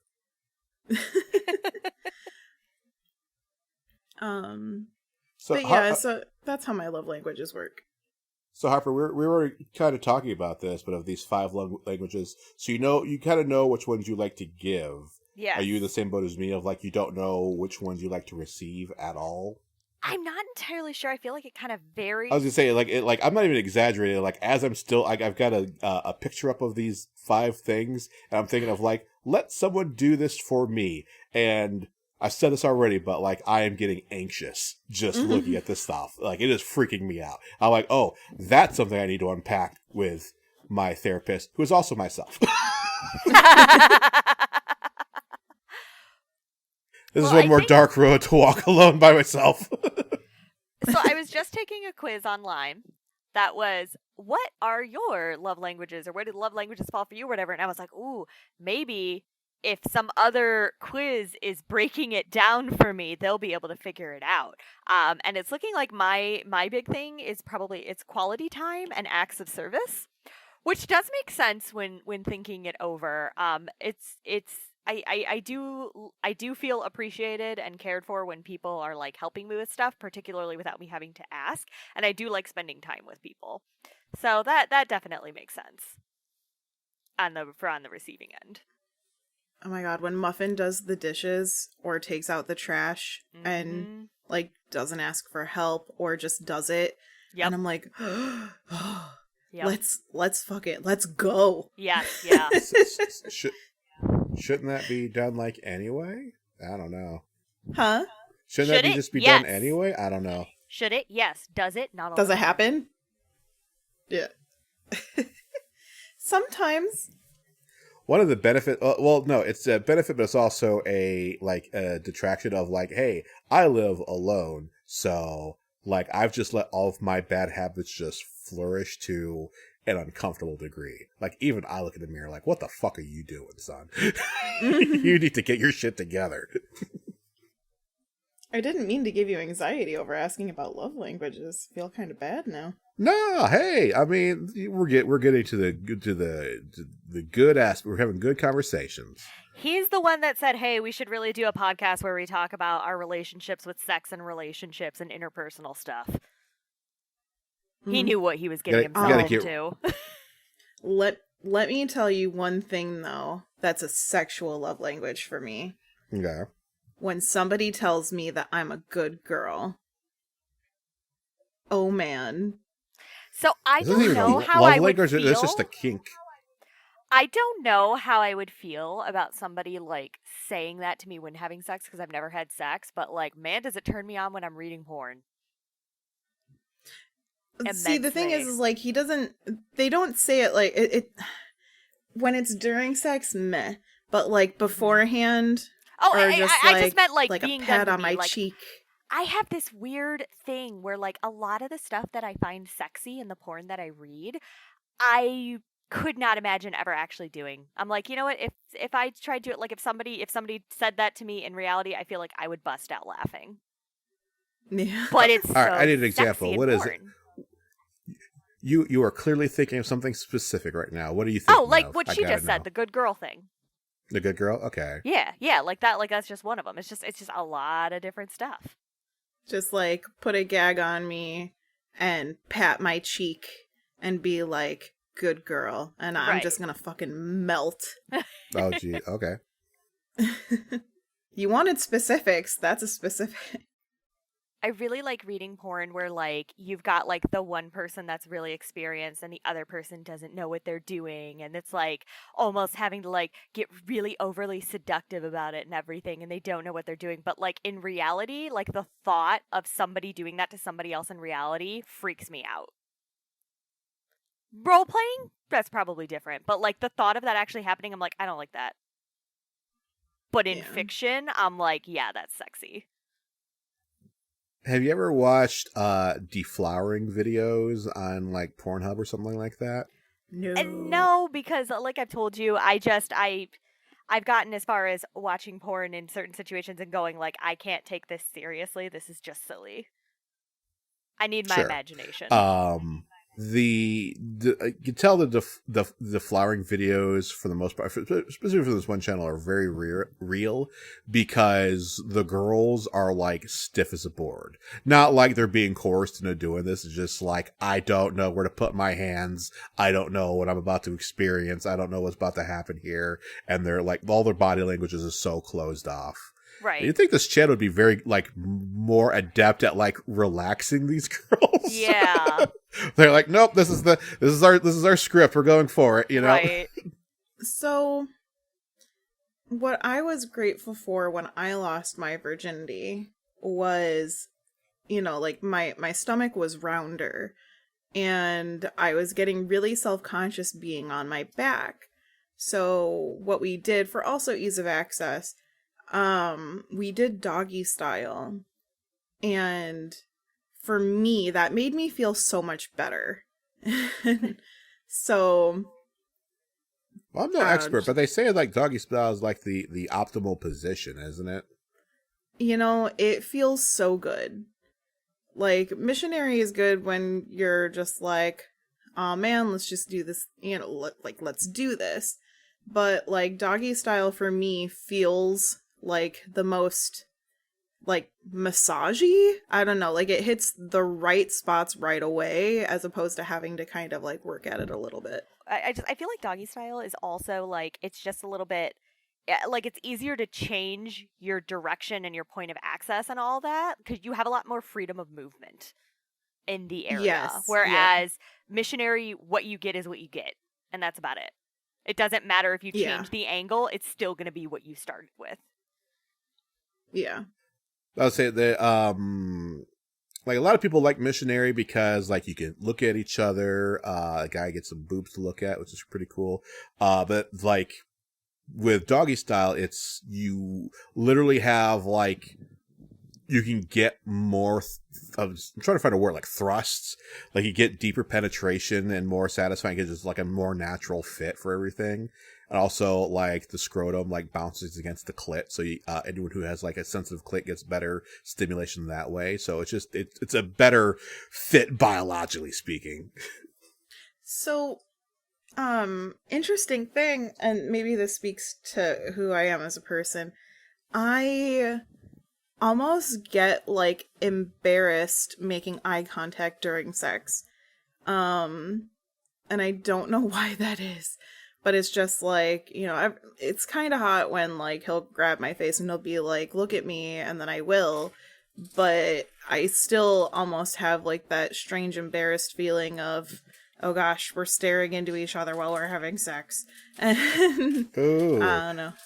Do you have a crush on your husband? Well, not even that, but it's just like it's not even like cute feelings. It's more like, oh, this is weird. We're looking into each other. Whereas like for me, like I do like doggy position more because I don't have to worry about like how my face looks or anything like that. I just have to focus on my ass looking good while we're having sex from behind. Like maybe it's just like an anxiety thing or something. Yeah, I mean, a lot of people, the statistics say like women more so, but it's everybody. It's very easy to get stuck in your own head during sex and get like, it's what makes sex with another person like so rewarding, but also so terrifying at the same time. Because anyone can like go masturbate and stuff, and it's just like, oh, you get the job done, you'll have an orgasm and stuff. Well, for the most part, you'll have an orgasm and stuff. That's great and stuff. It feels so much better with someone else. Like, honestly, I don't think a sex with another person, like, necessarily feels better for, like, stimulation-wise. I think that's why, like, guys are always trying to go into the butthole. Like, I need something tighter, because I get, like, a vice grip with, like, when I use my hand, But, when there's a synergy and there's, like, the feeling of someone else being there with you and accepting you and stuff, that's a bigger part of it that makes sex with another person so much better than masturbation. Even though I could probably like, I could whip out my stuff and like get myself done in like 20 seconds. Well, done, Yeah. For me, romantic sex, like overtly romantic sex, gives me performance anxiety, whereas like rough, quick, hot sex is like, it makes me feel more confident and better. If that makes any sense whatsoever. And Harper, this is all hypothetical to you? Yeah, I have nothing to add into this conversation. I apologize. I'm just soaking it all in. No, you're totally fine. I'm just curious to see if anybody else kind of feels the same way I do. So if you do, please feel free to comment. I don't know.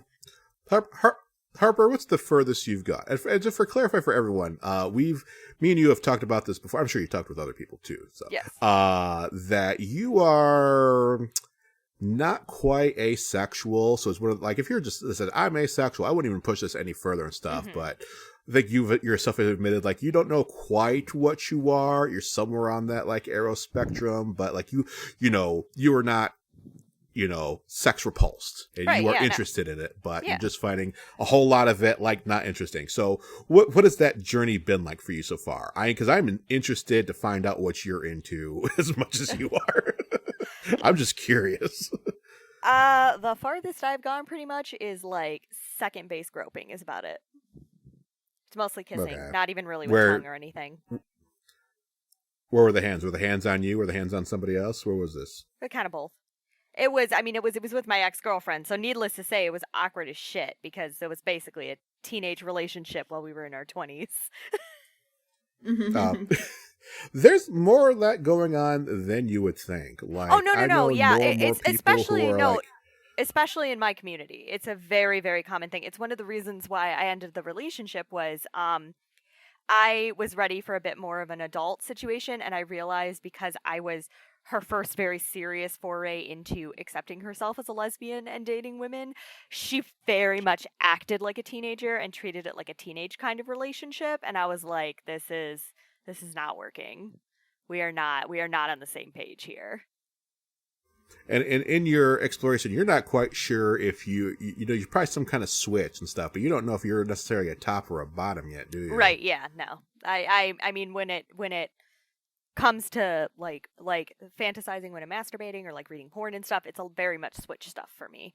I do know though that I will not know. I strongly suspect I don't think I like kissing, because I have kissed multiple people, not just the ex-girlfriend, but also various people that I've dated, and I just have not really enjoyed it. I enjoy the tingly feeling in the face.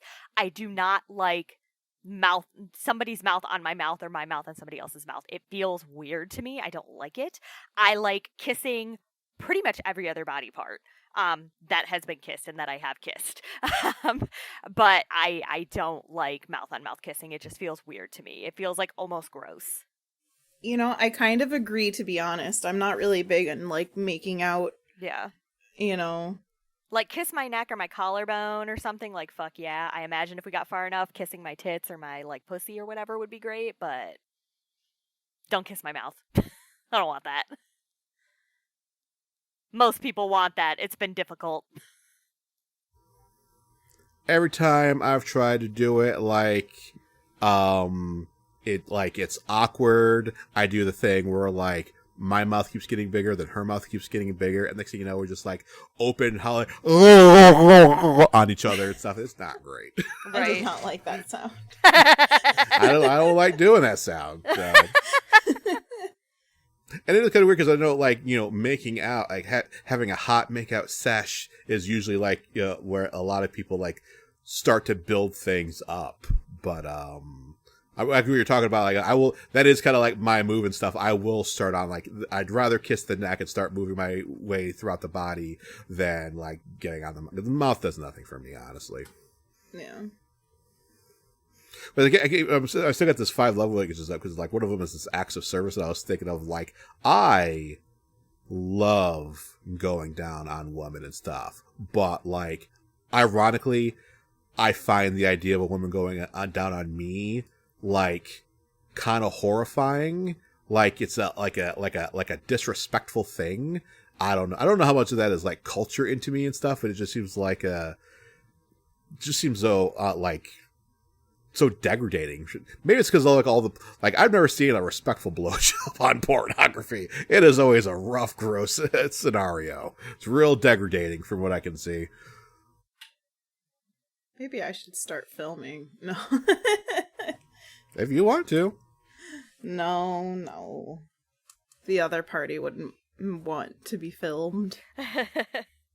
How we can talk about the OnlyFans thing. So like so we've already done a couple different photo shoots. What made you guys interested in doing OnlyFans kind of stuff, and how has the experience been so far? How's the first shoot? It's something that I've always kind of like played around with the idea of doing, and I really find, you know, it really empowering. I've taken, you know, nude photos of myself before, and whereas I don't always feel confident about myself, I do feel really confident in like lingerie and outfits and stuff. And I've never been really shy about that. So it just kind of seemed like, well, if I like doing it, I might as well try to make money doing it and maybe give people a good time looking at my body. Harper? I've always said, I realized, and this was something that I had talked to Mr. Knight about a couple weeks ago, I had mentioned where I said, despite not being 100% confident in my likability as a person, I do realize that from a societal standpoint, I am cute. I have always acknowledged that I know that I look fairly decent, especially if I have somebody who can help me do the makeup very well. I can look very nice. And I also am not very self-conscious. Like, I don't particularly care. Like, even honestly, maybe I'm wrong and I'm not societally cute. I just think I'm cute. But I think that I am attractive, and I have no problem showing any of that off. So I had always said that, like, you know, I understand people will like take nudes and stuff and post them online. I personally have absolutely no problem doing that. My big thing is just I fully understand it is a lot of work. It is not like easy, like this simple little lazy thing that you can do that some people act like. I understand it is tons and tons of work, tons of hours get put into it, and I just don't have the time to do all of that. So when Mr. Knight offered to do that, I was like, yeah, you know what? Let's see it. Let's just see where it goes and see if it ends up being something that I do like doing. Because if it's something that I just actively dislike or I'm like, whatever, then it's not something I would keep doing. But I've really liked the photo shoots we've done so far. I think it's a lot of fun. I do really enjoy doing it. And like I said, I have absolutely no problem being naked or anything. So I have no problem with any of that stuff. So I've just been having fun with it for the most part. And my big thing is, as you guys know, trying to get facial expressions down that are not my resting bitch face or looking like I have completely dissociated onto another planet, because those are my default expressions. I've got a whole folder over here of her just like with yuck face on. Like, yep. And like I said, that's not even me actually reacting to the situation. That's just what my face naturally does when I'm just sitting still. It's like not an actual reaction. Gwen, I could kind of predict, because I always know she's like a little freak all the time. You are much more interesting because you are much more like closed off. Like none of us really have like we're doing this whole thing and stuff, but we've never really done anything this adventurous before, really, and stuff. Like you seem to like really like, as the more we do this, like really like seem to be getting more and more into it as we go on. Well, my big thing is I've always been like, I was like the straight A student, really good at stuff. So if I'm not immediately good at something, I tend to get I act very closed off. So if I don't know what I'm doing, I stand back and I just watch. So it's really not necessarily a more of a like getting used to it. It's as I learn what I'm doing and have more of a better idea of what I'm doing, like how Gwen has like shown me different facial expressions to make and different poses and all that kind of stuff. Then I get more into it because I feel more confident in what I'm actually doing, as opposed to I'm standing here like I have no idea what's going on right now, which is that's just generally how I react to pretty much any activity that I ever do. So like, you're confident, like you're okay with me giving you direction? Oh yes, like that doesn't bother you at all? Not at all. No. It is like a relief when you start giving me direction, honestly. Because like I've said also, like Mr. Knight has had me look at like photos and stuff, and he's like, what do these look sexy? I'm like, these look silly to me. Like I'll look at photos of myself that he's done and I'm like, I look silly, but you guys say I look sexy, so go ahead and post them. I'm fine with it. Yeah. Like I don't know what it is with me when it comes to visuals, but I see visuals and I just go, all right. Well, this kind of goes back to what we're talking about of like finding out what you are into and stuff, because it's not like you're like discussing what we're doing and stuff. Yeah. But I would really like to find the channel you are on to like, hey, let's find out what's like really gets your engines running and stuff. Right. See what we can get with that. You were supposed to send me a whole list of like, here are some things that I've enjoyed in the past. You never did that. You're terrible with homework. I was. Yeah, we talked about the last photo session. You said you were gonna like, well, at the very least, you said like the next thing I see something on the internet that I find attractive. Oh, no, yeah, that was more of a passive as I come across stuff. I have not. I have been keeping my eyes open for that. I just haven't passed anything. I think it's because a lot of like TV shows and movies and stuff are kind of in a rut right now. There's not new stuff, so people aren't posting gift sets. But I didn't mean I was going to actively, because if I actively search for stuff, I'm not entirely sure what I'm looking for. So I just meant as I come across stuff, I'll send it to you. I was thinking it was like, oh, as I come across like a literotica, I was like, this is the last thing I jerked off to. Here, have this one. Oh yeah, I haven't. I haven't read that, and I haven't read on that in like a month or two. I haven't really needed to. I've been good on my own. Oh, okay. Been getting the job done on my own. Well, now I am intrigued. To walk me through this process. What goes, because like the subject of like, what does Harper think is attractive? How do you get a sesh done? Oh, I mostly just it's by imagining fantasy, and this is another weird thing. My fantasies never involve me ever. They never involve me. It's always just some random other people that I have made up. They're completely fictitious. Agreed. They have names that I can now never date anybody with these names. And every once in a while I will meet somebody with a name that I will have used, and now I can't use that anymore. Like, for example, one of the names I used to use is very close to one of my coworkers' names, so now I no longer use that name. Because if I do that, it makes my brain go to that coworker. But, so I basically just come up with some sort of fantasy, and I just follow that storyline. And if it's helping, then I keep going with it. If it's not, I switch to another one. If I'm, like, burnt out and I'm like, this is not working, nothing is working, that's when I pull Literotica up. So I can find new, like, new inspiration, basically. What about you, Gwen? What do you do? What's your sessions look like? Or you're married, you just get on tap. So I need an example of what you mean. Like, I'm alone and it's time to find some content to have fun too. Is that what you mean? Yeah, you tell me when you need to get your rocks off, and you're not with your husband. What do you do? Well, first I'll go on to Reddit, and then I'll look at hentai gifs, and then I'll look at NSFW gifs and try to, like, I don't know, like, inspire the mood. And I don't, like, really use those videos. I just kind of like, okay, sexy things are happening, so then I'll put that away. And then I usually, like, come up with a fantasy in my brain now that my body is kind of, like, in the mood. But I need to come up with, like, I'm a very visual thinker, so I'll make my own little, like, movie. Well, we were just talking about earlier how, like, it's not a universal rule, but women generally don't like watching porn. But you're like, I'm surprised, like, you are very much a visual person. Sorry, go ahead. So, what kind of pictures do you like to look at? What's your what what imagery do you enjoy? So I like the video sets. Like, I like compilation videos because I don't like watching the same thing for long periods of time. So, like, sometimes I'll go on to Pornhub, and my favorite thing to pull up is Sexually Broken. Yeah. And so I look up that compilation, and that, like, kind of sparks the mood. But then I'll just come up with my own scenario in my own brain with my own people. They all have their lives. It never involves me. Like Harper, I imagine somebody else in that situation, and then I go off of that. I did see an article before of, like, the women who watch porn seem to overwhelmingly watch porn of a woman just being, like, utterly destroyed and degraded. It seems to be a trend. I mean, I don't know if I necessarily focus on the woman. I like seeing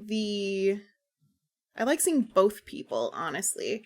I like seeing everybody enjoying themselves in their own way. One type of BDSM that I, like, have halfway a problem with, it's called a feudal struggle.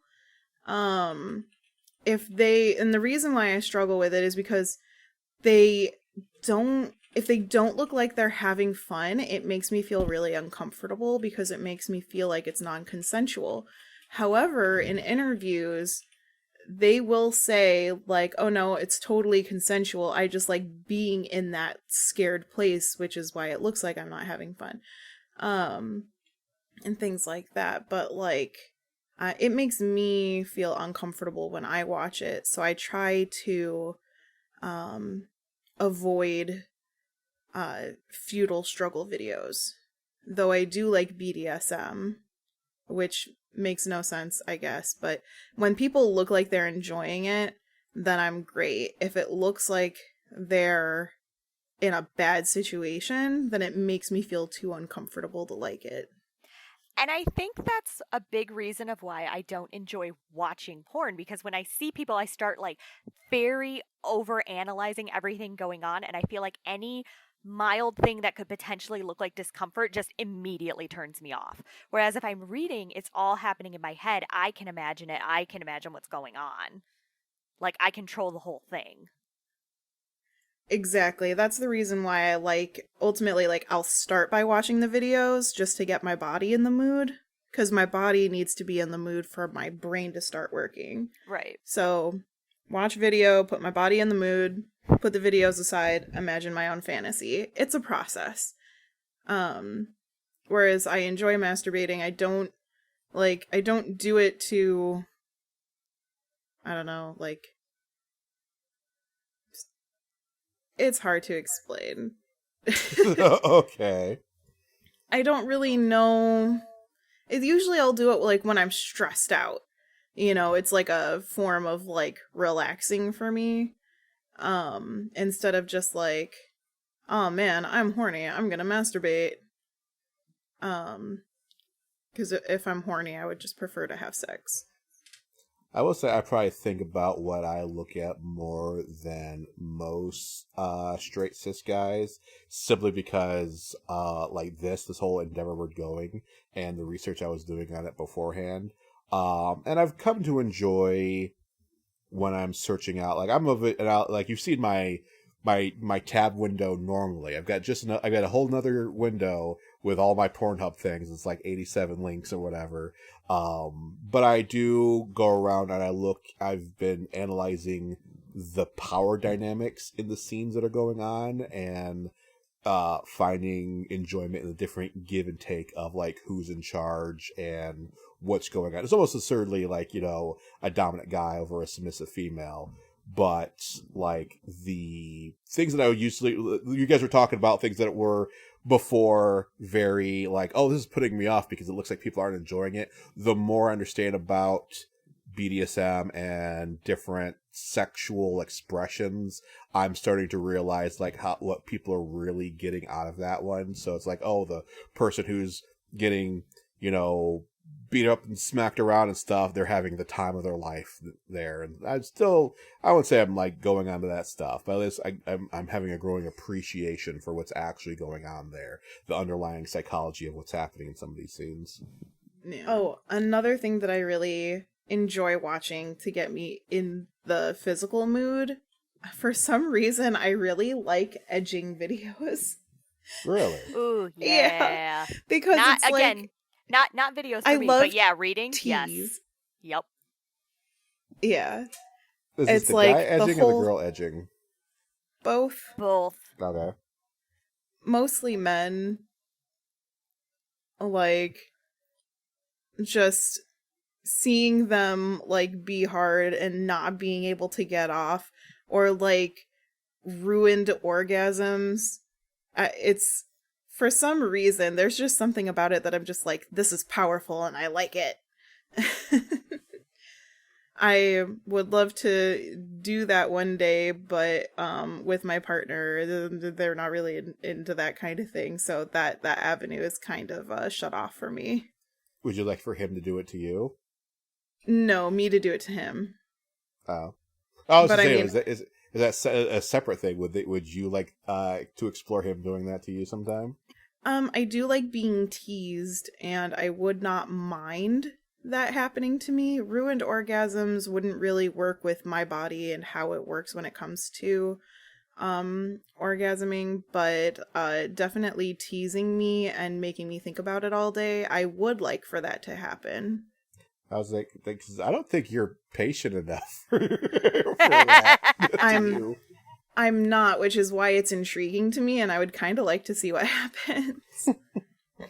It's not something that we've done before. Like, there have been days where I've just been like horny all day because like I'm expecting sex or whatever, and I think about it, and because I'm thinking about like, oh yeah, I'm gonna get it later, and so then like I'll come home and I'll be ready and then we'll do the thing, but to me that's not, edging, but I kind of curious to see how it would work out, like being teased and kind of denied. Like, I know that I wouldn't handle it particularly well, but it might lead to like a better orgasm later on.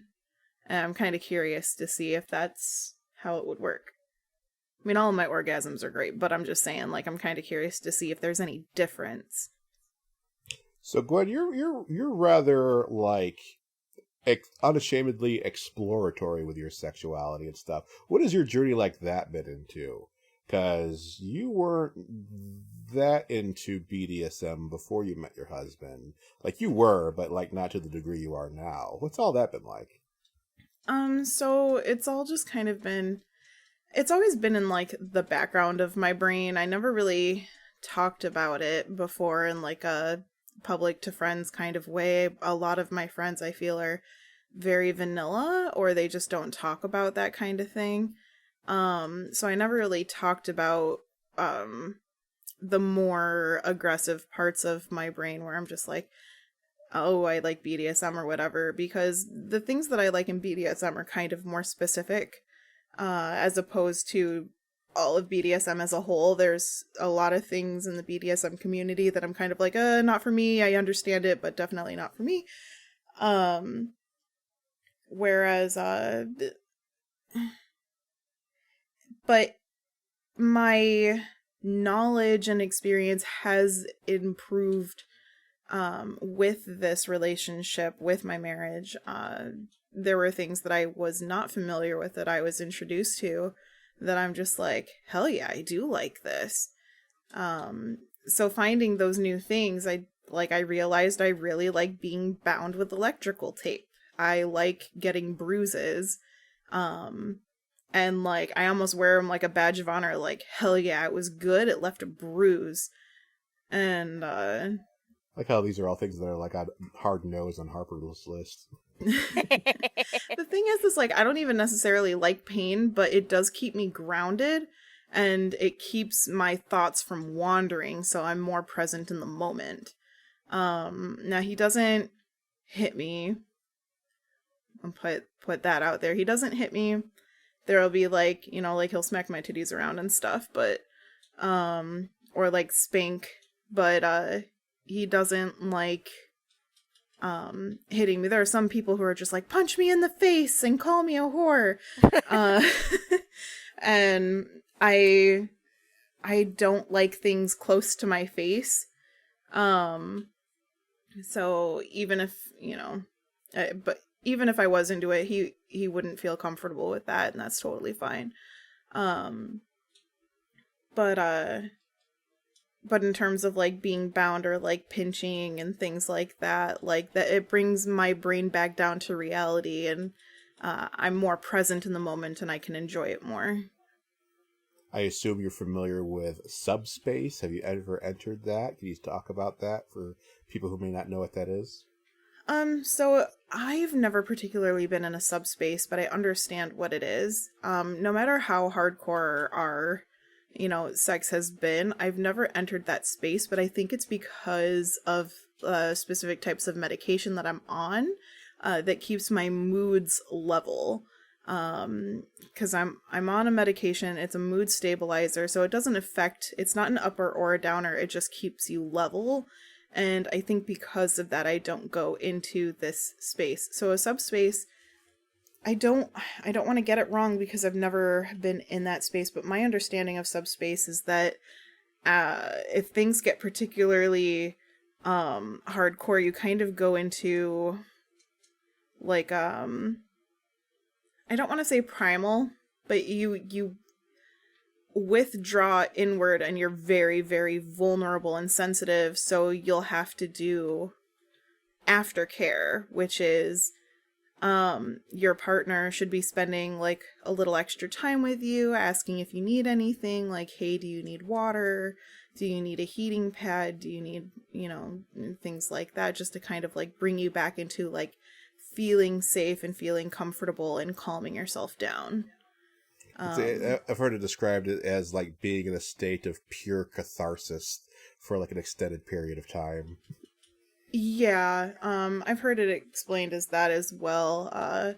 But no, I've never particularly been in a subspace, and but I do believe it's because of a medication that I'm on. Subspace doesn't sound particularly enjoyable for me, so I am kind of glad that I've never reached that level of intense emotion to where I just recluse. Harper, have you ever explored any BDSM stuff? I mean, we all took that BDSM kink survey and stuff, and you're very vanilla like I am. So any of the aspects intrigued you at all? So this is like what I said earlier about my issue is just a lot of the things that I enjoy reading. I don't think I would enjoy having happen to me. So when I took that test, it was from the point of view of, do I want to do this? Do I want this done to me? A lot of that stuff I read or have read.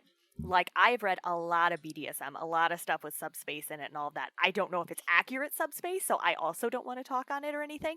But, like, I'm very into that stuff and I really, really enjoy it. It's just then when it comes to me, it's like, I don't think I want somebody to whack me. Like, I don't want to get spanked. I don't think I like that. I'll read somebody else getting spanked, but I don't want to get spanked, and I don't want to do the spanking. So it's like, it's just a very interesting, like, my relationship with kinks is just so interesting and weird to me, and I don't know if it's because I've just have not yet had that long-term relationship where we're having sex. So maybe it'll change when I'm having sex, but as of right now, it's like, whenever I look at those lists of things, I'm just like, I don't want to do most of this stuff, but I will read other people doing it. Yeah, a previous relationship of mine kind of got me into the BDSM, well, like orbit circle, because I'm also very much a person who like none of that stuff really does anything to me, but like because I'm like, very cool and I like float in a lot of circles, like it would not be surprising to catch me at a BDSM orgy sometime. You know, it's one of those places that Mr. Knight just kind of ends up at sometimes, and I will participate to a certain degree and stuff, but it's like not really my thing. I do like the idea of I don't even like using the language of BDSM because I find it to be too aggressive for what I'm really going for. Like, I like the idea of being dominant, but even that word, like, it evokes BDSM people of, like, I want you as a slave, I want you, like, hurt, I want you degraded and stuff. Even if it's something like one of those situations of, hey, I want you to do this to me, like, no, I do not enjoy that very much at all. I do like doing things, we talk about, like, love acts and stuff. I like doing things for people, so there are things I'm willing to do if I really know that my partner is enjoying it, so I'm doing it for them, but it would not be for getting my own stuff. But I do like the idea of like being in a, when I say dominant, I'm more talking about like a kind of like a nurturing, like authoritative position of, like, some people like say like daddy dom, but which is kind of close, but that aspect tends to go a little bit too into like, oh, we're role playing, like, and all people, like, let me get wrong, the whole daddy dom little girl subtype, they will adamantly say that it is not a role play of like pedophilia or incest or anything like that, and I 1,000% agree with them and stuff. But like their roleplay tends to edge in that kind of flavor a bit too much for my care and stuff. But like, you know, at the end of the day, it's just I want, you know, I enjoy the idea of someone like I am, you know, taking care of, both like sexually and emotionally. You know, I give head like a motherfucker. Was there anything else anyone would have talked about on our like inaugural session of like what we this podcast is about and what we're kind of into, both like pop culture wise and sexual wise? So a question that I was going to ask Harper is like, what kind of things would you be interested in doing in the shoots moving forward? Like, what are your plans? Like, what kind of outfits would you like to wear? What type of scenes would you like to have set up in the future when, you know, like we have the funding to do it? Like, imagine like balls to the wall, we can get whatever we want. What kind of setup do you think you would like to do one day? I have no idea because, like I've told you, I'm not a big idea person. I'm a big, like, I'm very good at innovating when other people have ideas. So, for me, it would just be looking around at, like, I liked doing the shopping to look at the different outfits and stuff, and then coming up with ideas from there and kind of like innovating forward from something. So, I have no idea if you're just asking me, like, just cold opening, what do you want to do? I have no ideas in my actual head. But if I see stuff, I'll be like, oh, I like this. I like that. We could maybe do this with this thing. We could do that with that thing. Stuff like that. Is there kind of like a specific outfit that you would like to try to make sexy one day? Because I know we did schoolgirl. Is there like, would you want to do like sexy archer one day or sexy spy? I honestly, I don't have any specific interests in anything. I'll let you know if anything like ends Okay. up popping up into my head, but I'm just mostly just along for the ride. When I see something, I'll be like, oh, let's do this with that thing. Okay. You're very much the bored housewife of like, do what you want, just keep it out of my hair. So what about you? Is there anything that you want to do with unlimited production values and unlimited budget? What kind of shoots would you want to do? So many things. Like, I would do cosplay, I'd buy more latex gear, like specifically like a tight latex dress with like a corset back. That would be nice. Get more like kinky outfits. That's definitely something that I would really like to add, because whereas I don't mind posing nude, I feel like I look better when I'm wearing sexy outfits and kind of going from there. I would definitely increase my toy selection, toys that I would feel comfortable using on set, because right now I don't have very many toys that I believe would add anything to our photo shoots besides maybe the anal hook, which I don't know what outfit I would be good to use the anal hook in. But are you generally interested in doing like using toys, taking photos, maybe some videos of you using some toys on yourself? So the thing is like, for me, comfort wise, like I wouldn't want to get off in front of people for the photos, but I wouldn't mind posing with them, but I don't want to like orgasm while we're in a photo shoot. That would make me uncomfortable, but I have no problem like setting up the scene or like pretending. But like, unless it was like a specific request that somebody had made that they had purchased, like I would do that then so that they would get what they paid for. But if we're just creating something to post onto the OnlyFans or the Twitter, I wouldn't want to do that for the public posts. What about you, Harper? Harper, you don't even have any toys, do you? I do not know. They're expensive. And, I'm doing a great job on my Toys own. are expensive. So, yeah. Like, I've considered, but I'm like, you know what? I'm doing a good job on my own, and they're a lot of money, so I'm just, whatever. It's again, one of those things where I'm like, well, maybe when I'm in a long-term relationship, we can have fun together with them or something. But, like, right now, I just don't feel the need for it or a want for it. Well, that's for your personal use. Well, good information to have for your personal self, but talk about like for the OnlyFans photo shoots. Would you like to use some toys? Is that something you're interested in? Probably not, just because I have absolutely zero experience with them. So it would not turn out well, because I'd probably be super uncomfortable and have no idea what I'm doing, which would not translate well to the camera. Which would cause me to spiral and get even more uncomfortable. So, like, just the whole thing would be a mess. Maybe one day we'll get to that point, but it's more like getting more comfortable with each other as well as, like, what the people want. Right. If somebody wants to see something, is that something that you would be willing to do? Right. For right now, no. But maybe in the future. Like, it's not a hard no. Yeah. Are we ever going to do a photo shoot of you two together? I mean, even though I wouldn't have sex with another woman, like I wouldn't mind, posing and taking photos with Harper. That wouldn't be an issue for me at all. Yeah. I like how Harper was just like, yep. I mean, not exactly the same thing, because I would have sex with a woman, but I won't try to have sex with you.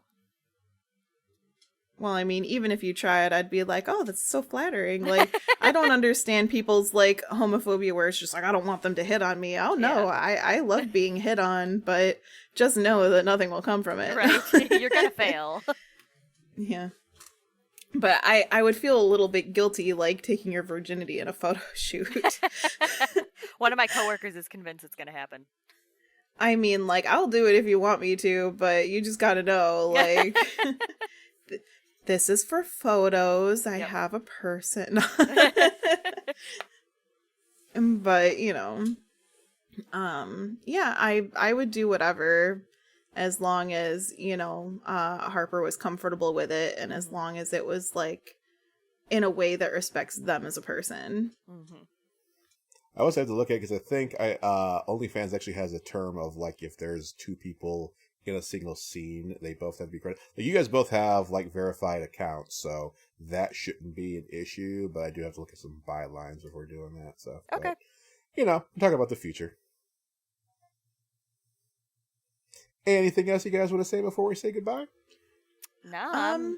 I mean, the only thing I'll say is that I'm super excited to show you guys my content, and I hope that you tune in for future episodes and check me out on my Twitter at GwenOak, or check out my OnlyFans, onlyfans.com/GwenOak, where you'll be able to see exclusive and free content, and even more if you subscribe or tip.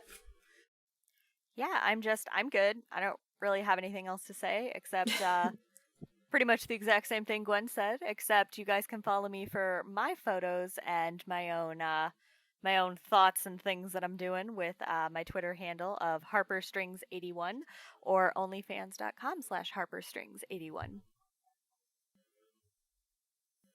Yeah. Well, this has been Mr. Knight, and we'll see you all next time.